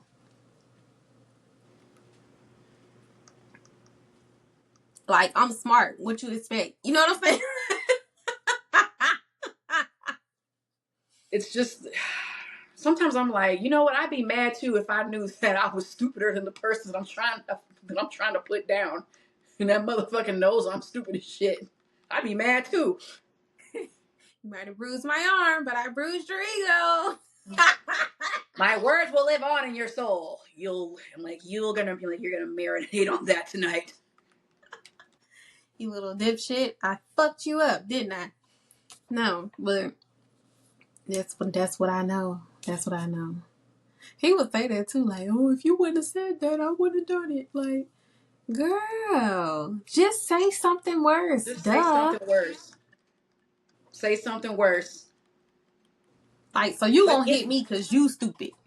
like it's giving childish. Like you couldn't come up with a good comeback, so you said, "Man, like are we 5?" Right. Like, are we kids? Don't be mad at me because you dumb. But anyway. Get your insults up. Shit. Because, girl, I'm ruthless. I don't give a fuck. Like, say something mean to Look, me, I'm going to say something mean back. I don't my care. favorite catchphrase is now look at us, both mad. Angry. Who gives a fuck? All right. Well, let's get to. Wait, what you playing today? Borderlands. You like that game. You played that the last time. It's so pride friendly. Like there's so many gays in this game, it's not even funny. And all the gay women are badass. I like that. It's so Are gay friendly. there are there like specifically like lesbian prostitutes? I almost feel like that wouldn't be allowed. I just feel like I don't know, like we live in a society where like women aren't lesbians aren't allowed to be lesbians in peace. And Hmm. like I just feel like that wouldn't fly. I just feel like people would I don't know what, but I feel like if somebody, especially if that was a woman that was being trafficked, I just don't see that happening because there's always going to be a bigger market in men preying on that. And also, Mm. people don't respect lesbian as an identity, period. Yeah. So I couldn't even see that happening. Because it's a thing where it's like, you gonna learn how to accept this dick, I feel. Huh. I just wonder Even because I'm now. like, I wonder if there's like a prostitute for every demographic. Like you got your lesbian prostitutes, you have your bisexual prostitutes, your non-binary prostitutes. Like I don't know. I was just wondering. I I don't see, I hate to say it, but I just don't see it flying. I just don't see it flying. I just don't see it happening without there being some type of backlash or problem. Hmm. Because I feel like, I don't know, I feel like men almost feel like that's another thing that's theirs. Hmm. They fuck everything up. I do. I feel like it's another part of things that men think is theirs. Yeah, that sucks. No, because I was watching The Shy uh this past weekend, and I remember what was it? Oh, he was recommending the shooter because he was like, "Oh, I need a shooter to be beside me at all times." And so the other guy recommended the shooter, but the shooter was a lesbian woman, and he only said like, "Oh, it's a bitch." And so he was like, "I don't want no bitch being a shooter for me." And then he was like, "Relax, bro. She like bitches too." And he was like, "Oh, she one of them." Like You what you know? mean one of them? Seriously, like, it's like weird. Like, ever since I came out, it always feels like people are still trying to convince me to make space for men. And then it's always like, well, I fucked a lesbian. My boy fucked a lesbian and turned her out. Well, the lesbians keep getting pregnant by dudes. So da da da da. And it's just like, it's exhausting. It's exhausting. Like, it's the one thing that tires me out is like, I don't give a shit what those other bitches did. I don't want you. I told you I'm And gay. that's I what's up. mean that shit. I would imagine so. I would imagine it's very fucking annoying. Cause It's so. I have the same annoyance. Like they think I'm bisexual like for them. It's just like no, like if I'm with this woman, like it's for me. You're not going to be a part of it. Like I don't know what you got going on. That's the thing that's been wearing on me is that I realize the older I get how much people expect men to hold some type of space in your life. And I feel like that's why people are so mean to lesbians sometimes because we have none. There is none. We had talked about it last week. I do not care about men's sexual pleasure. I don't know what they have. I don't want to know, and I don't care. Yeah, it's not a thing. It's not my thing. I don't give a shit. Like, and not on some mean shit. I just don't care. It's nothing for me to care about. And I'm like, go Exactly. bother some straight women about it. Why do you have to bother me? Or bother people that want you. Why do people who care? Because we don't give a damn. You don't give a damn. We don't give a fuck. Okay, I'm done. I don't give a damn. All right, let's get to our astrology segment. It is Cancer season, so shout out to all of our Cancer listeners. We love you. Our sweeties. I love cancers. Very sweet. My dad's a Cancer. He's a really sweet guy. So super thoughtful, really nice.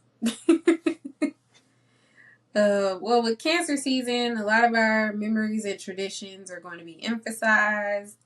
Some famous Black Cancers that we know: Lil Kim, Kevin Hart, Tia and Tamara Mowry. They're Cancer. Yep. Did you see that post where they only said happy birthday to Tia? I did. I was thinking about doing it, but I was I was I like, you know knew it. I what? saw it in your eyes. I said, why did she slide into Tamara like Tia into Tamara? I know. I was like, I know I want to do that, but I would love to have Tia on here one day, and I don't want Tia to think I'm disrespecting her by being rude to her sister because I don't think she like it, to be honest. So I don't think so either. And I feel bad because yeah, that is her sister. I would be kind of pissed if the internet made dissing my sister the butt of the joke. Because I would yeah, kind of be like, I have the beef with her, not y'all. right. So I'm It's just not your like, place to have beef with her. Yeah, so I'm like, I don't want to do that and then make her feel like, we don't like her. Like, I'm just like, you know what? No, for the sake of you, we will acknowledge it. It's her birthday too. We will. Yeah. We don't want to be disrespectful. Happy birthday to you, Tamara. So, Black people, we got to do better. We need to carry our own beef sometime. Let people have their own beef. These people are not our family members. Girl, we always be collectively beefing with somebody. You remember that time when everybody couldn't stand Jay-Z and Beyonce was like, no, like, we done made up. We back together. We good. And everybody was like, we don't give a fuck. We don't like him. You know what? I remember that. I remember everyone was like, you can like him. We don't. We don't. Like, we with Solange. That picture, when they say a picture speaks 1,000 words. Girl, I know that feeling when you just walking off after whooping some ass. Beyonce looking at her like, did you get it all out? She don't even look mad. She looking like, you okay? Is it over? Looking like, okay. She looking like, bitch, I gotta go home with these niggas. I don't know. Jay-Z looked like, and another thing, looked like, right, like he looked like he tried to have the last word. Like, wipe it off. I'm sorry, when Family Guy parodied that whole scene, I laughed so hard. I gotta see it. I don't think I've seen it. Imagine Peter Griffin in that elevator. It's exactly what you think. Peter. Peter.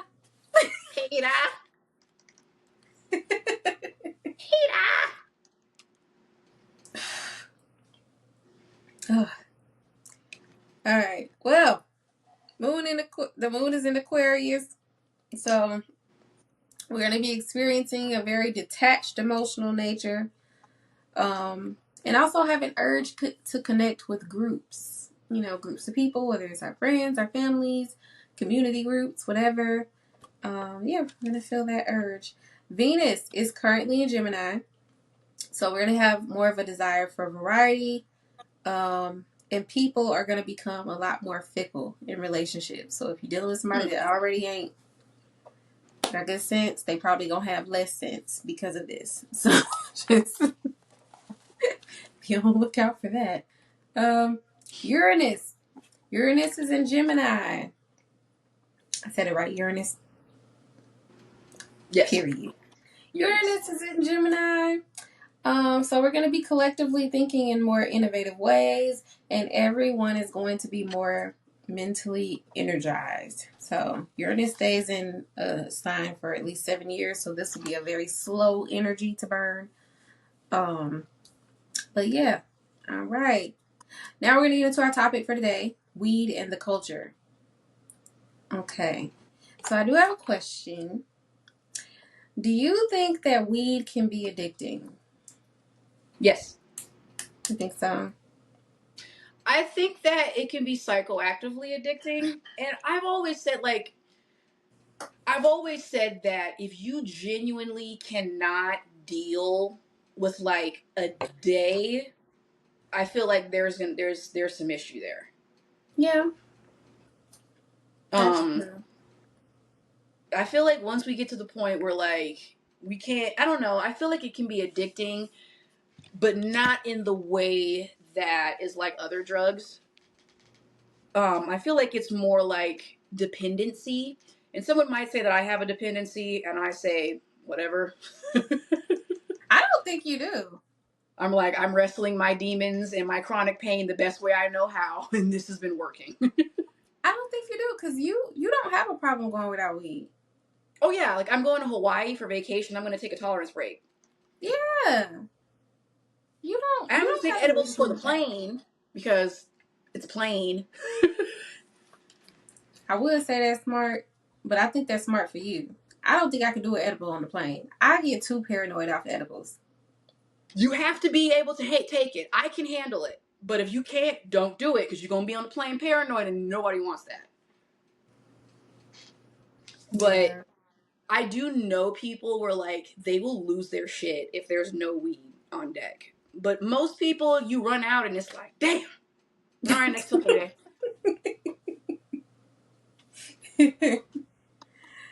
But I Yeah. have days all the time where I'm like, yeah, I don't feel like smoking right now. I have days when I'm like, I'll go the whole day, and then at the end of the day, I'm like, all right, I'll take a hit. Yeah. But I know people, like, they gotta smoke before every move they make. Yeah. I know people like that. Well, I've known people like that. I'm Yeah. not close to nobody like that anymore, but yeah. I honestly have never really been sure, like, if people can be addicted to weed. Like, I don't know. Because it's like, in my mind, it solves so many problems, but at the same time, I feel like anything can low key be an addiction. So, I Yeah. mean, if you could be addicted to food, which is a basic human need, then you could definitely be addicted to weed at some point. So, And I'm like, I feel like it only becomes a problem to me if you are neglecting vital responsibilities because you have to get weed. Like, if you're getting weed and not paying the bills, there's an issue there. yeah. You know, like, we need to get, like, I've heard of people where, like, they needed formula for their kid, but instead of using that money for formula, they bought weed. Yeah. And that's when I'm like, nah, bruh, like, your priorities are messed up. It is. Like, your priorities are all over the place. Like, you can deal, like, I feel like it's more, people might think it's more psychoactively addicting because you do feel euphoria and you do feel better. Um, and I won't lie, like, yeah, my tolerance is high, but that's why you have tolerance breaks. Yeah. That's why I'm But I taking mean, one for my weed vacation. doesn't. Yeah, Hmm? weed makes me feel really good.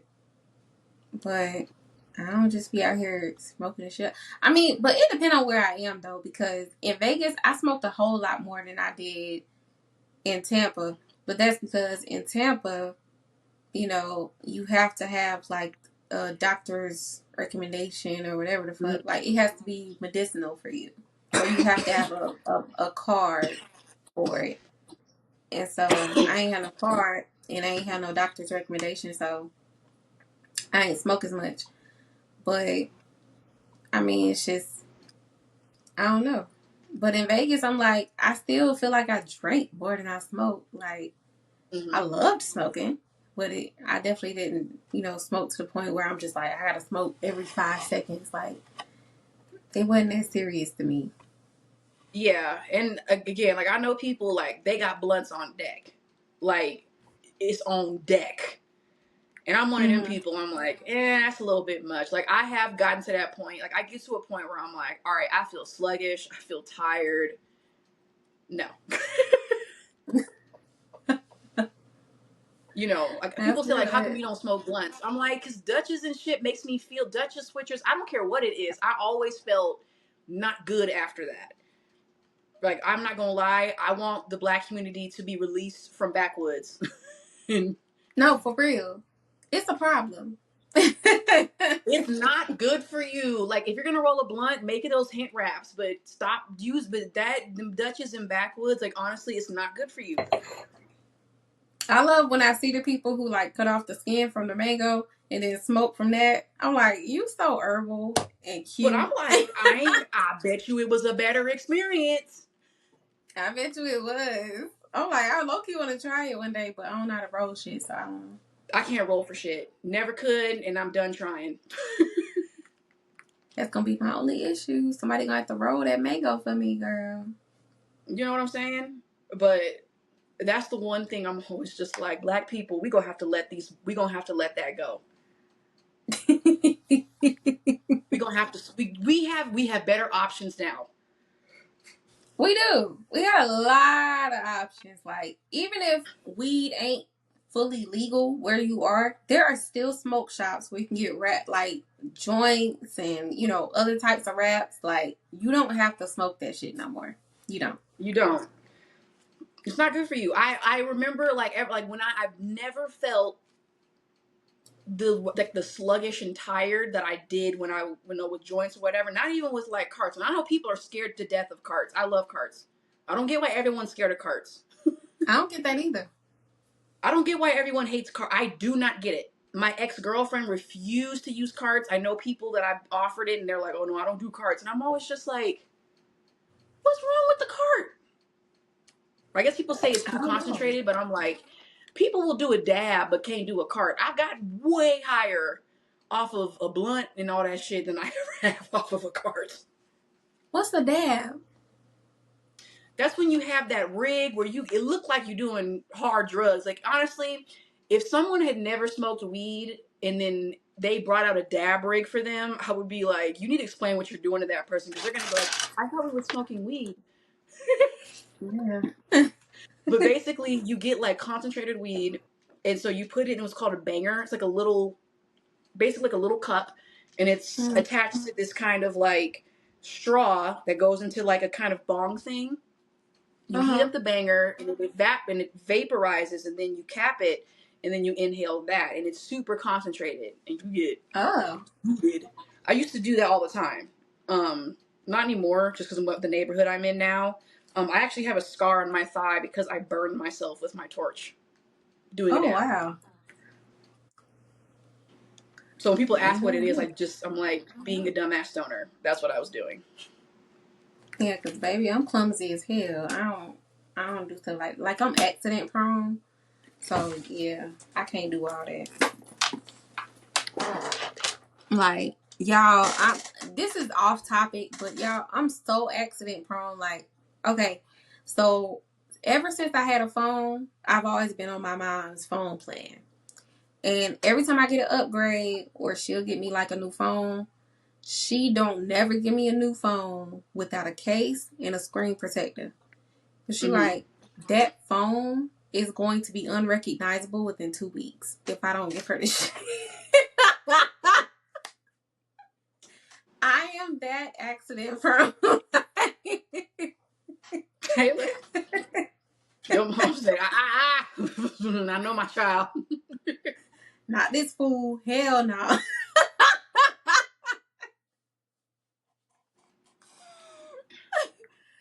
Just give y'all an idea. That's why I can't do no dab.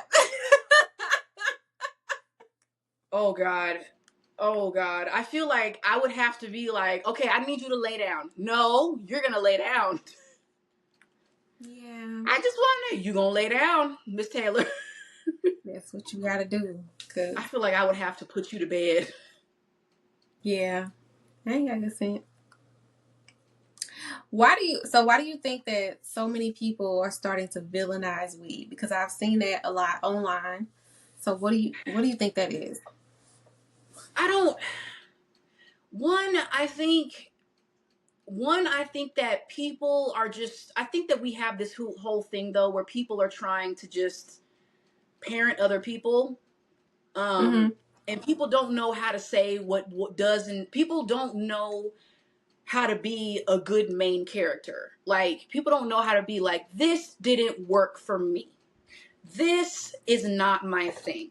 People don't know how to Yeah. do that, but instead have to be like, it didn't work for me, so it shouldn't work for any of you.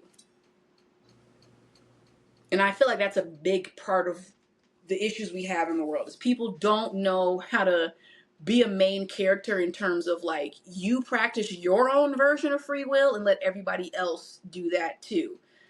But again, it's a lot of people who I feel like, I don't know, like they're like, I'm going out here straight edge. And I'm like, I went through life straight edge for a little while. Smoking weed compared to when I was straight edge, whatever. It's not like, I Yeah. remember what, like, I don't know, like, I don't feel like I lost anything by starting to smoke weed. Okay. I don't Do think I you feel like lost it's any different? it, honestly. And I'm telling this from my own perspective. I have felt like whatever my other medications don't take care of, weed takes care of the rest. Okay. Like, it helps with chronic pain, like it helps with stiffness, on top of stretching and things like that. But I have felt better since I started using cannabis. And I'm someone Okay. where I'm like, you are not going to tell me that my personal experience with it is a lie. Right. Like, I just hate it when people are like, this didn't work for me, so it can't work for any of you. Like, and I don't know, Yeah. like I feel like people villainize cannabis, but ignore alcohol. Like people will And say that's it's crazy as fuck. like people will say it's tacky to have a weed bar at a wedding, but an open bar is fine. How are And you I would taking out? honestly feel better with my guests high rather than drunk as shit. I would trust people. I trust high people way more than I trust drunk people.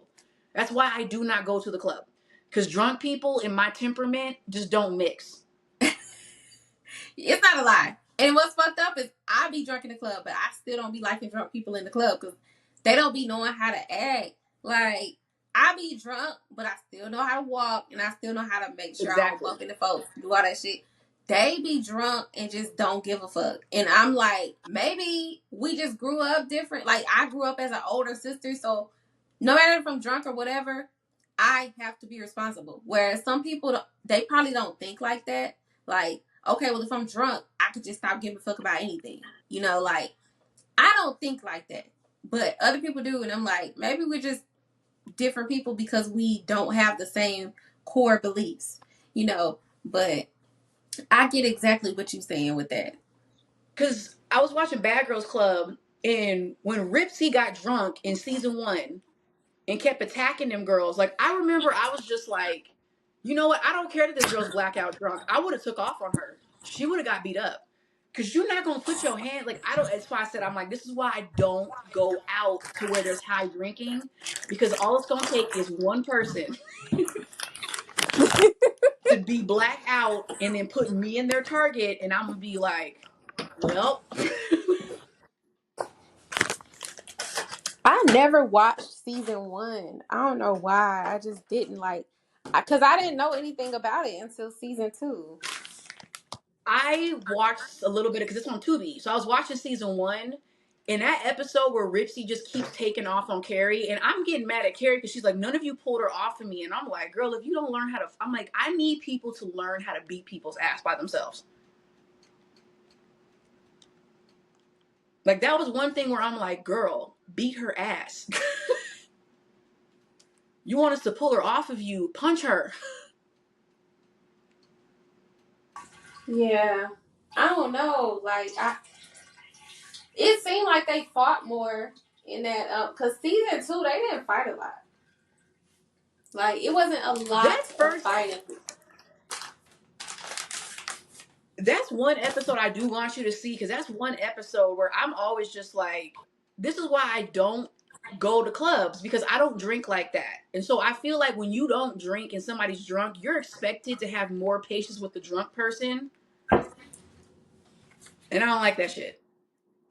Yeah, like in season 2, that was like Darlene. And like, I would say, like, when it came to fighting outside the house, she fought a lot outside of the house. Like, she was always getting into fights at the club. And it annoyed me because I'm like, that's gotta be embarrassing as fuck. Like, I don't care if you in the Bad Girls Club or not. You getting kicked out of multiple places in the same city, like, that's embarrassing. And it's so unnecessary. Like, I was just like her season 2 and then Kayla season 3, just being loud, being belligerent, doing the most. Like, we already got cameras. You know what I'm saying? So they already looking at us. So if we act out, they gonna look at us crazy and they gonna kick us out. Like, I don't like stuff like that. Yeah, and I've always been someone, like, I ain't gonna lie. You know what makes or breaks friendships for me now? How are you when you drunk? For Because real. at this point, you belligerent, and I have to worry about handcuffs and shit. I don't want to. I'm not dealing with it. Yeah, like, if I might go to jail. Like, if Because one being thing about around me, you, I'm not finna go to jail for nobody but me. So, no, uh-uh. that's you. You gonna hold that L by yourself? No, Because at the no, end no, of the no, day, no. I have a good one job. of us You is gotta not. bail the I'm one other of one them out. people. I'm one of them people. Yeah, we can't both go down. Somebody got to get the other person out. Like you said, we both go down. Who gonna bail us out? Because my mama already We told me, can't I ain't both coming go to to get you. jail. But I'm also somebody too. I'm like, what do you mean I have to go to jail with you? I didn't do anything. Absolutely not. No, ma'am. So that's why I say, like, with weed, I don't know. I feel like too though, like Dare still has a lingering, still has a lingering thought. Cause think about it, weed has been demonized as the gateway drug for so long. It has, and I used to couldn't stand that because, especially like when I started smoking, because I started smoking in high school. So like I couldn't stand that they would say like, "Oh, it's a gateway drug," it leads to other drugs. Because I'm like, what drugs? Like I haven't wanted to do another drug since I started this shit. So I'm like, I don't know what y'all are talking about. You know what I'm saying? Like, I'm like, I ain't never smoked weed and been like, you know what would be cool? Some crack. Yes. Like I feel like if something is a gateway drug, it's gotta be coke because I've seen people who do coke and be like, okay, now I want something stronger. They start doing heroin or they do, ecstasy or whatever the fuck they do. Like, girl, I smoked weed and that was it. I ain't want nothing else. Yeah. I ain't never been like, you know what would be great? Some coke. Honestly, That's I was never too been scared to attractive do to me. cocaine. I just It never knew I was ends gonna do well. cocaine. I just knew I was gonna do cocaine and then have a heart attack immediately. I just was like, I'm gonna do coke and then just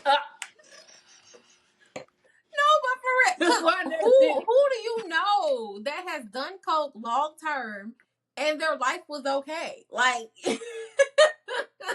It's like a heart attack in like a line. Like it's just like a portable heart attack.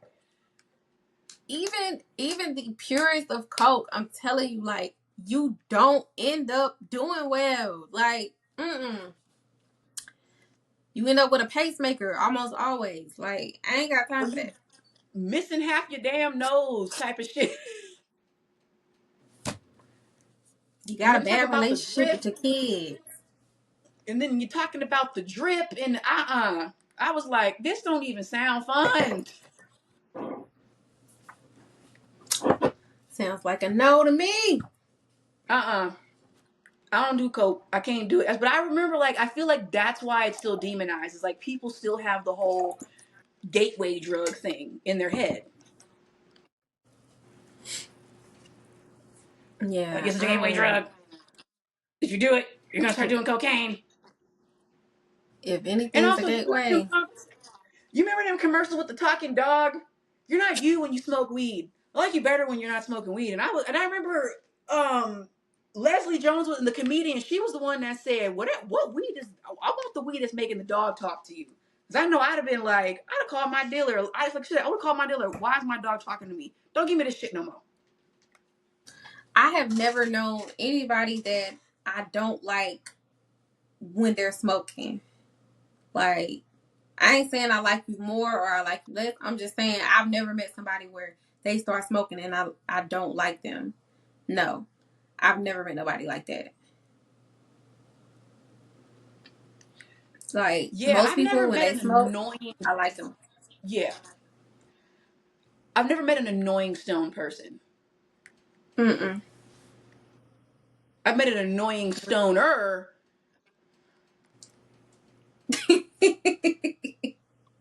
which is possible, but I've never met a person who was annoying while stoned. Yeah.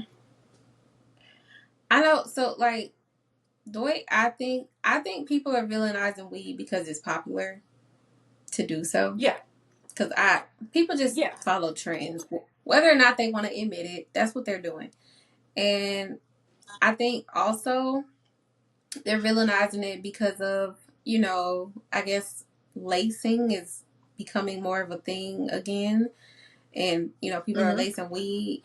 Um, and some people, either they're being laced themselves or they're seeing their friends being laced and they're just like, you know what? We just need to stop doing this all together. Weed is doing this to us. And I'm like, weed did not put you in the ER. I don't give a fuck what nobody say. Yeah. Weed did not put you there. Your friend got laced with fentanyl. That's what happened. And that's the things I think a lot of people have ended up with weed that was laced with something and then ended up on harder drugs. But like, if it's just pure weed, I just don't see somebody ending up going like, let's do some meth. Like, no. But like, Right. there's so many Yeah. different, yeah. But there's little drug cocktails that people make where they put weed with this and this. Like, it's called a cabbie, where you can mix, where you put a bowl of weed and then you put crystal meth on top of it. Mm. And it's called a cabbie. And it's over here, like, if you don't know what that is, you just gonna smoke it. You're like, oh, I see weed, I see a bong. I'm like, that's a mistake I know I would have made. Right. It's a cabbie. What the hell does that mean? It's not the bong? You know what I'm saying? And it's like, yeah, like I think about that. Like, I think a lot of people, they didn't mean to do it, but you just trust in people. Mm-hmm. And when you're at a party, So that's what people do. You want some? exactly. People be so friendly. And that's another thing, by the grace of God, like I done took a shot out of a person's flask, or, took a hit of somebody's blunt, and by the grace of God, ain't none of that happened to me. Praise the Lord.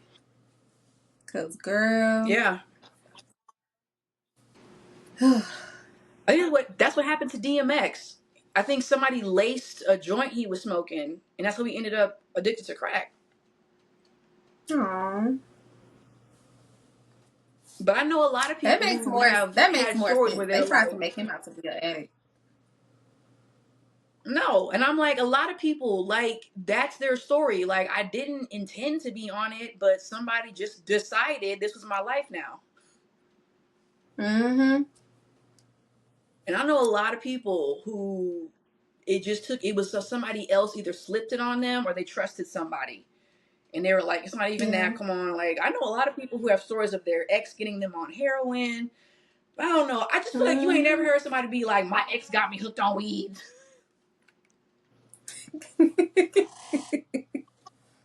For real. That nigga ruined my life with Like weed. Like, you don't hear that. it always be a cool ass story. Like me and my cousin was just sitting on the roof, you know, Yeah. Just talk having a about little life. fun. Yeah. Just started smoking. I And I'm that's like, if you, I remember how that's kind of how I started ecstasy for that little bit of time I was doing it.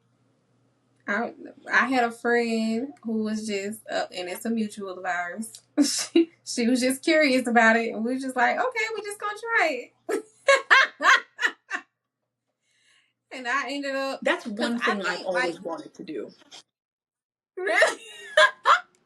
I'm not I've gonna lie, always wanted to do ecstasy that. was cool. Like ecstasy was cool. I I just, for me, like I'm already a horny person as it is. Like I have a really high sex drive, so when it came to me doing ecstasy, like it didn't make me want to have sex.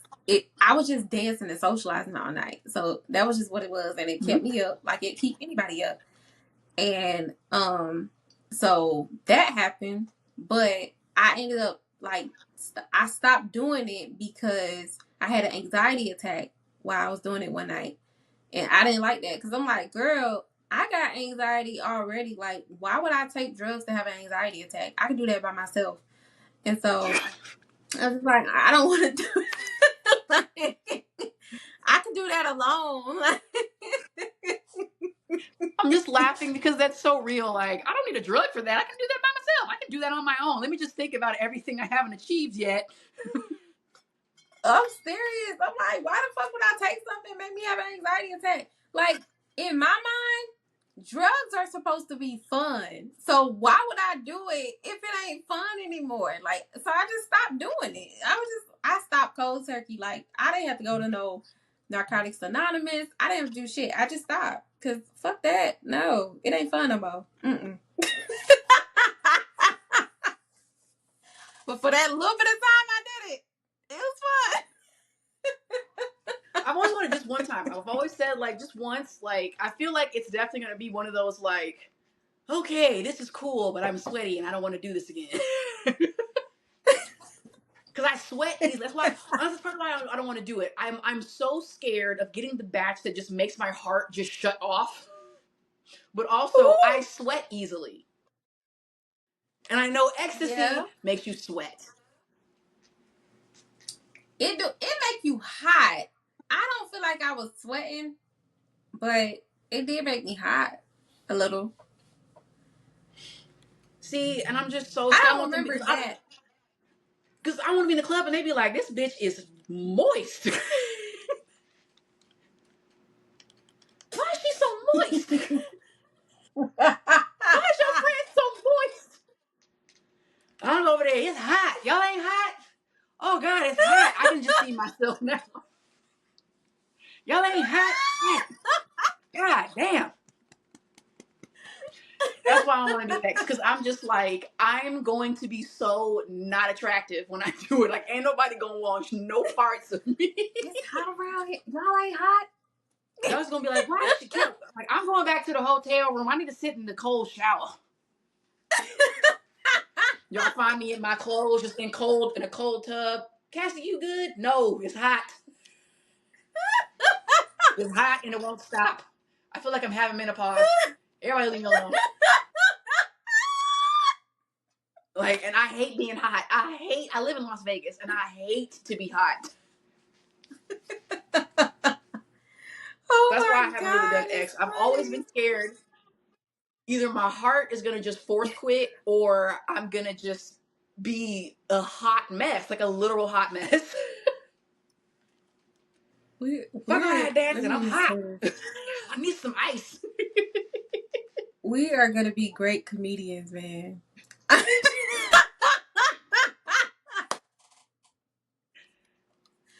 We're gonna be amazing. Oh my gosh. That's a tour that would Just be sold out. just Them Netflix off the specials life gonna be stories popping. alone. Be like, I never did this because I know myself. What do I mean by that?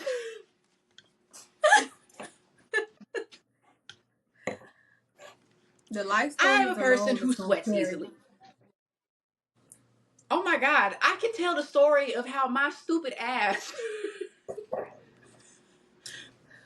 called somebody the complete wrong name and just played it off like it didn't happen. I have fallen and didn't even react. I just fell and just walked. I just kept walking.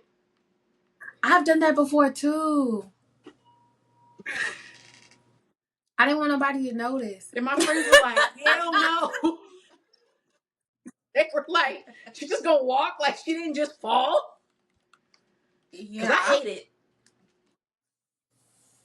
yeah, girl. I was like, But bloop, no, and then was like. like,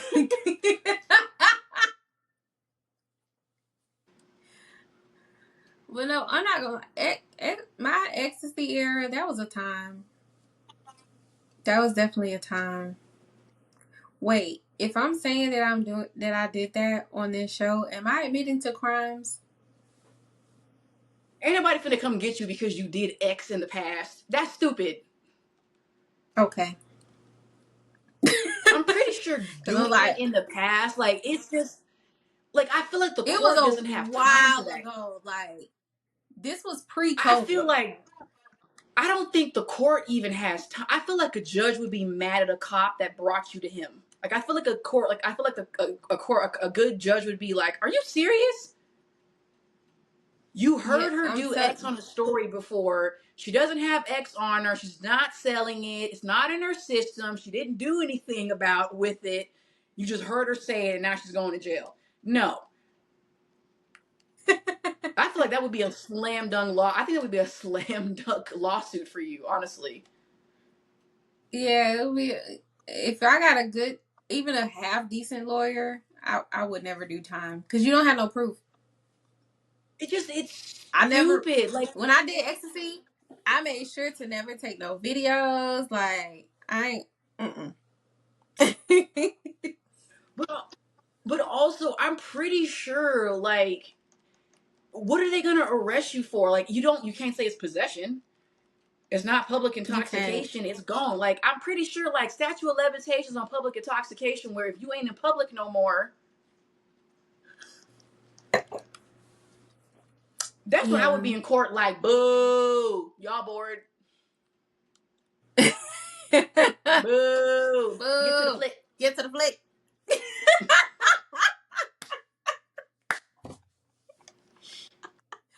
Boo. Well, no. Get to the flick.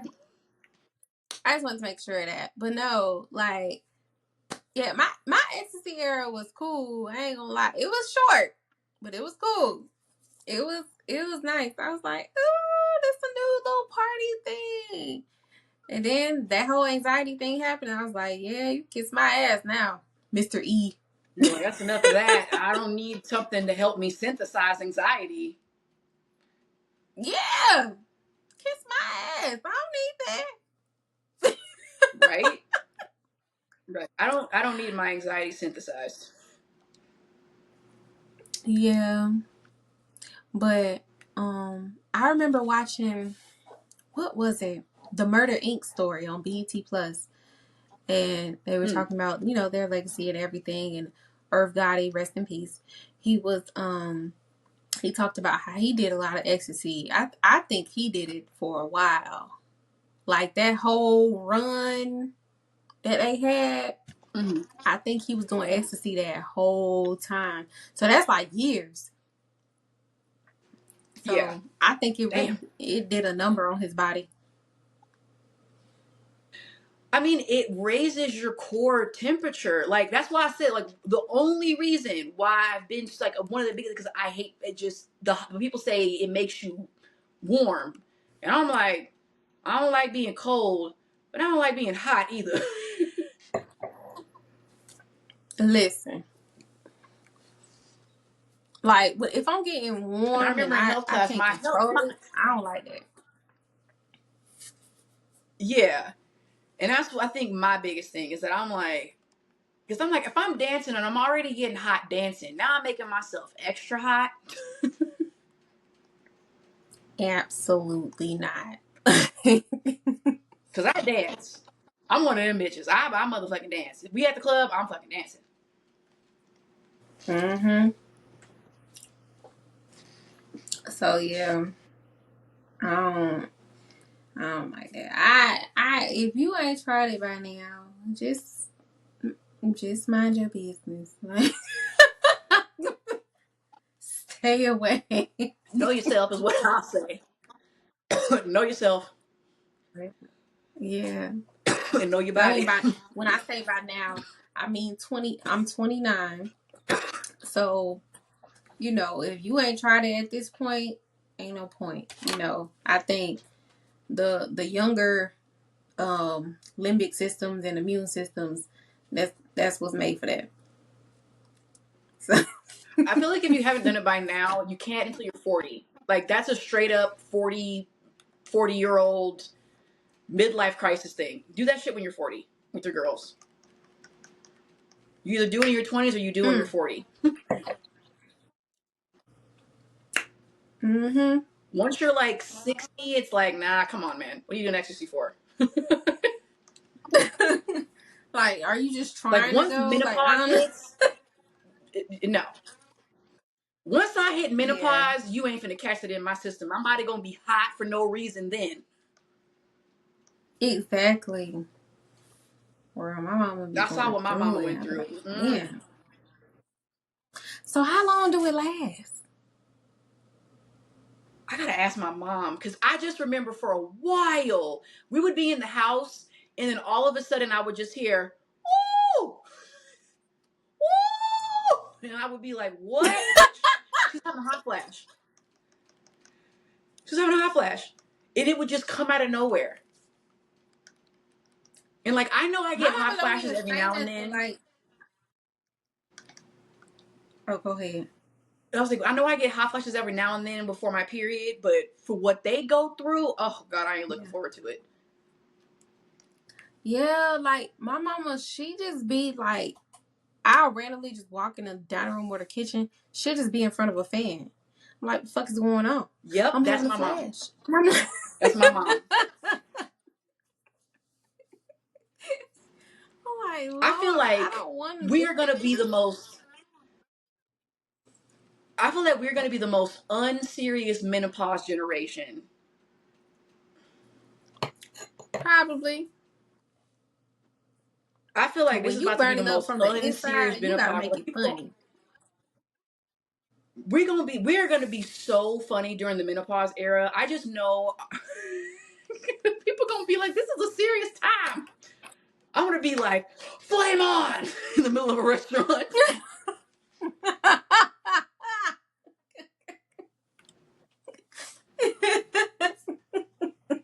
What's the matter with you? I'm about to spontaneously combust. What do you want?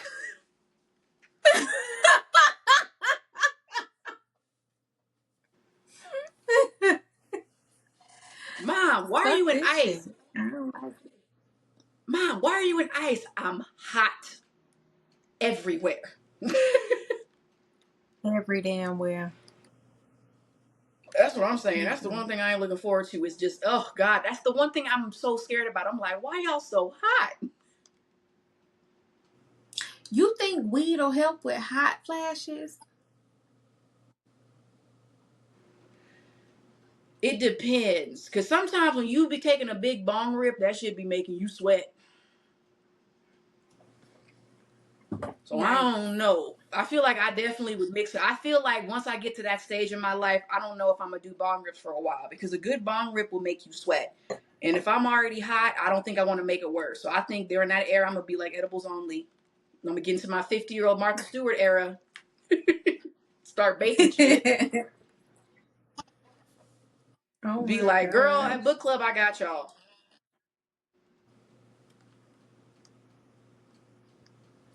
So I wanna talk a little bit more about weed and, you know, us, the culture, Black people, Mm-hmm. because I think that hip hop definitely made weed more popular.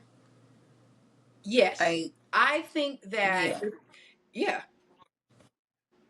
I mean, think about it. Most people, even especially white stoners, who do they look up to? People like, they look up to known, like Snoop Dogg. Even with reggae. I know so many white people that love them some Bob Marley. Mm-hmm.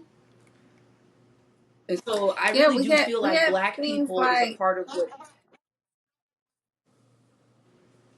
oh my bad.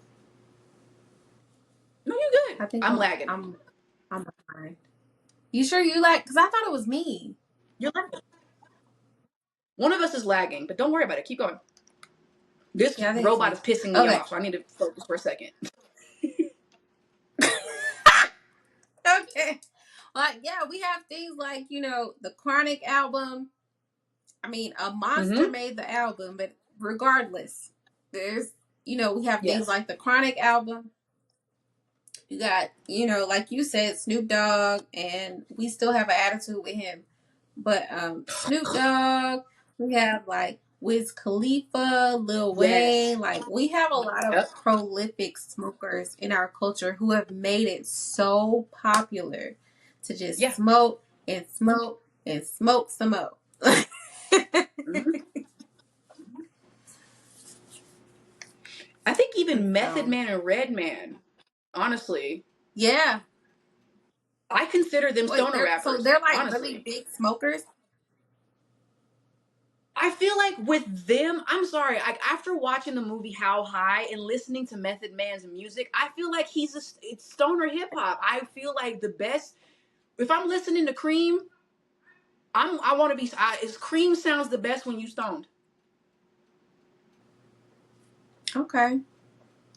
If I feel like a lot of Method Let Man's me get some music, money. you can tell he's a $5 on stoner this because side. like his hip hop is so chill. It's not a lie. Mm-mm. It's not a lie, girl. Yeah, this is And I love Method we Man. definitely made it. Yeah, we definitely made it more popular.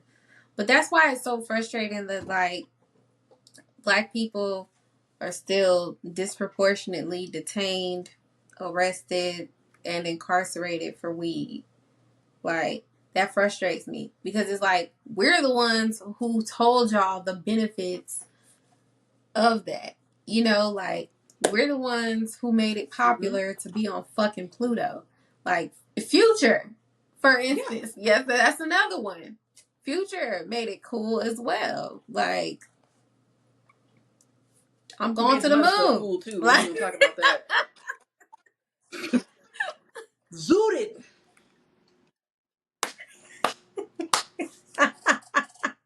I won't say the weekend because the weekend do other stuff, but Abel on some other stuff. he be on that stuff. I'm on that shit that you can't. I'm like, I believe you. Like, baby, that's yours. That's your Like, you stuff. can do that all you want by yourself. By yourself.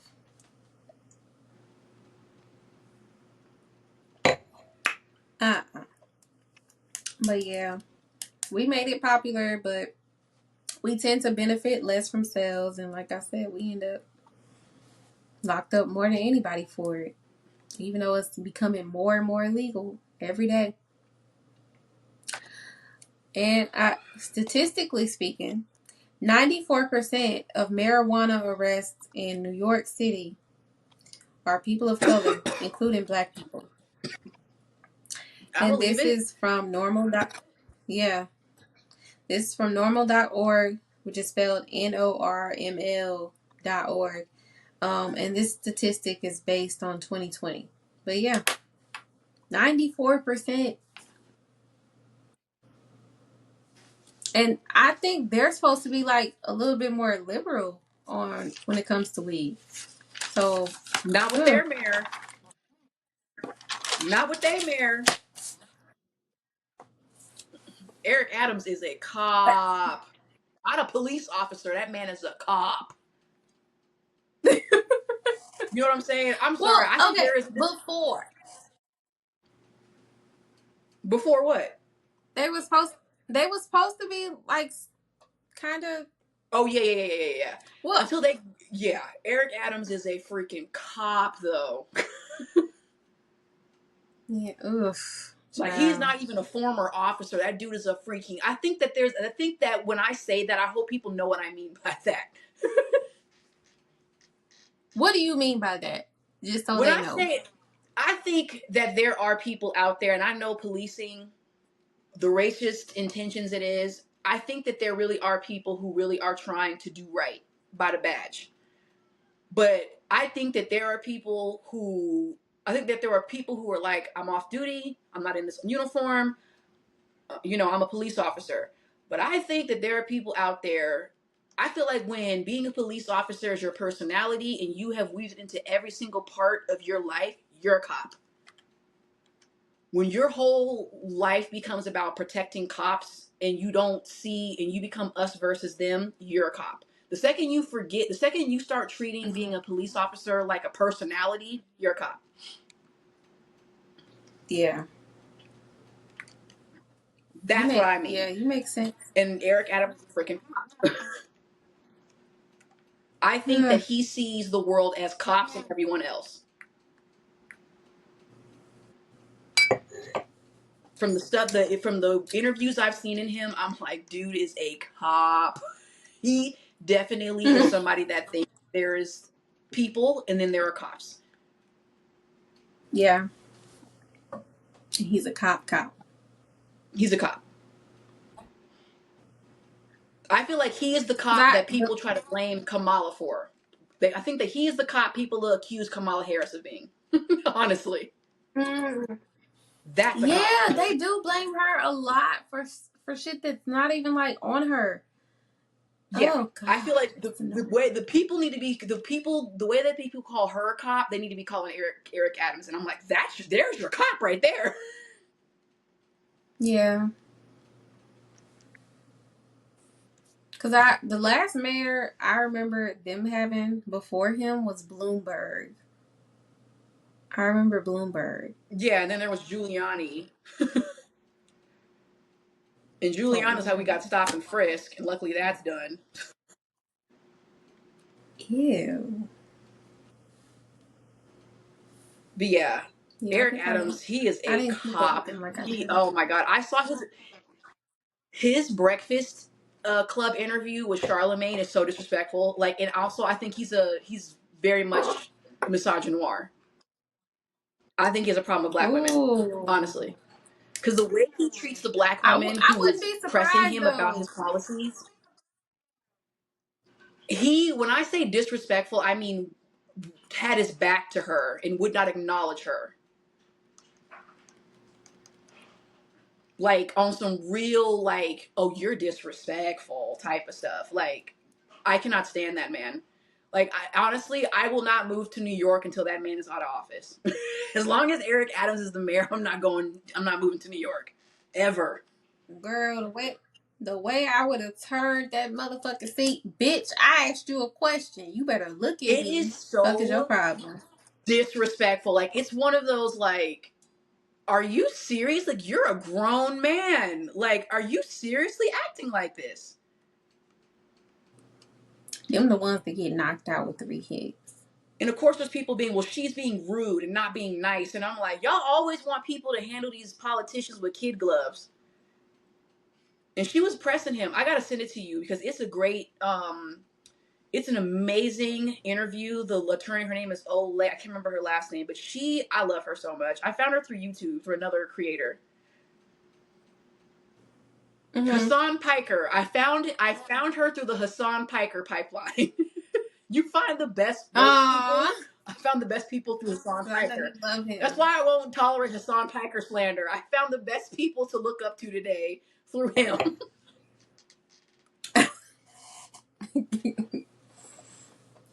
That's cute. You know I love him with his fine ass. Yes, But, I am a Hassanabi head. I don't care what anybody says.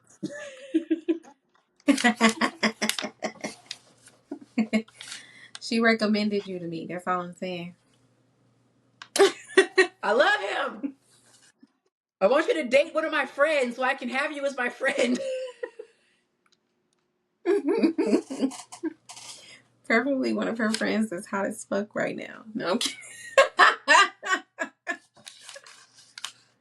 I'm just hot because your name was mentioned. But anyway. All right. So let's get into the moral of the story. So, moral of the story for me is it's cool when they do it. It's a problem when I do it. Fuck okay for me, but not for me.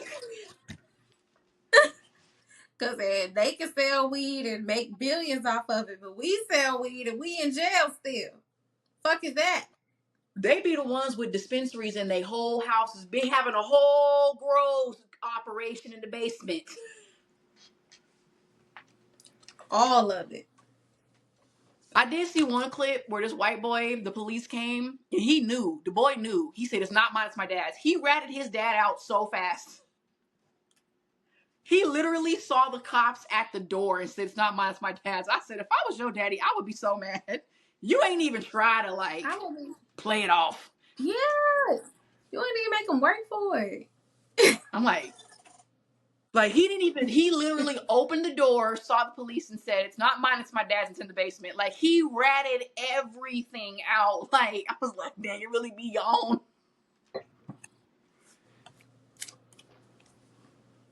Wow. I remember that. I was like, dang, I would have at least tried to cover from my dad. Well, not my dad. A different dad. I'm not even going to lie on this internet. Because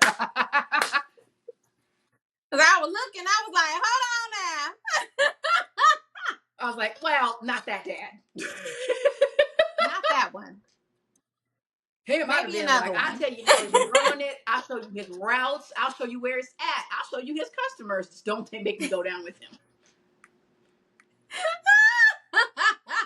I am not lying for him. Oh my gosh. If I'm lying, I'm flying.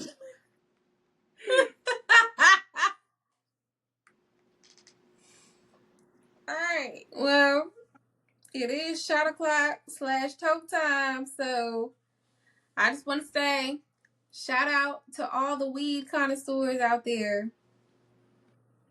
We love y'all.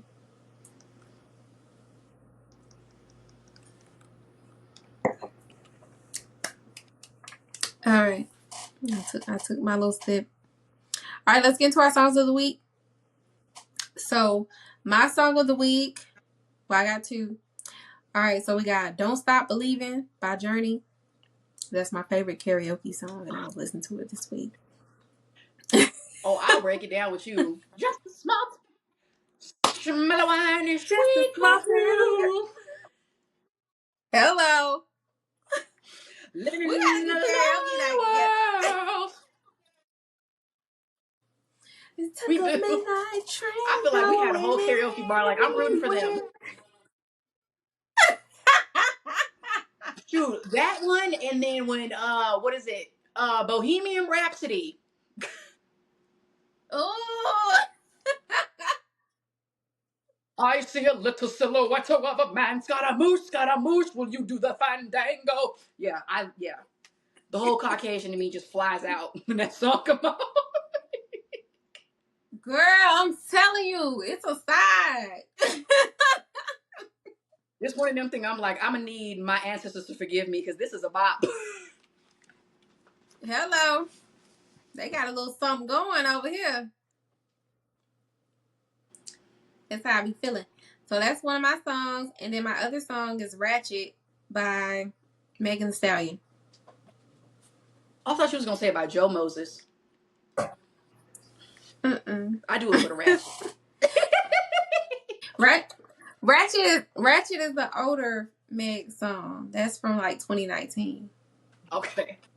Fever. Okay. Because I was thinking about Joe Moses. Fat puss, hit it from the back. I do it for the rat. I do it for the ratchet. I'm gonna have to look. Okay. I don't think I know ratchets. I'm gonna look that up. I'm gonna listen to that when I'm in the car. Drinking Henny out the bottle. Let's get ratchet. That's so funny. My song of the week is gonna be "Gangsta" by Schoolboy Q. And I'm sorry, I love Schoolboy because he is a girl dad and he is proud of it. Because this baby Yeah, is you on love him Gangsta. bad. I love Schoolboy Q bad. You can't say nothing about Q to me. Gangsta, gangsta, gangsta. Hello. Hello. Fuck rap. My daddy a gangster.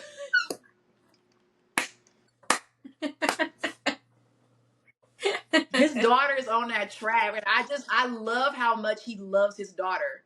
Like, School don't want to do nothing, but for a while he was on hiatus because he just wanted to golf and be with his daughter. That's why I love him so much. Aww. I stand a girl dad. That's sweet. Any dude who is so passionate about their daughter is okay with me because I know you know what I got, so I love him. Mm-hmm. So I fuck with that. Okay. All right. So let's get into our quotes. So my quote for this episode is "You done did it once, so get out there and do it twice," and that is by Gucci Mane. I like that. Mine is from Schoolboy Q again. It's from one of my favorite songs, Yearn 101, and he still goes, "I ain't never met God, but I bet he know me." Ooh, cause he do. And I live by that. I ain't never met God, but I bet he know me. Goddamn, why I got a beach like Yearn.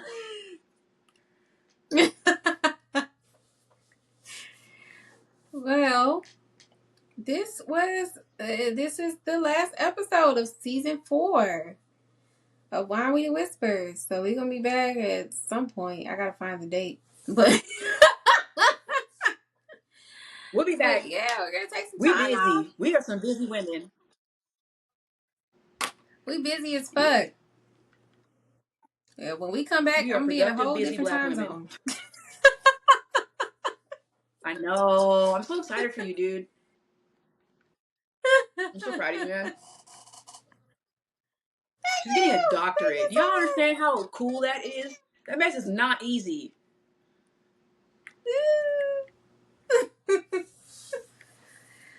I'm so excited. All right. Well,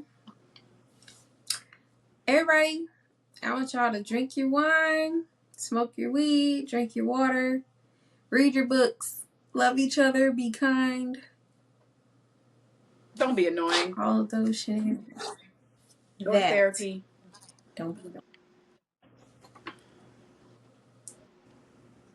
All right, y'all. Mm-hmm. Catch y'all on the flip side. Cheers. Cheers.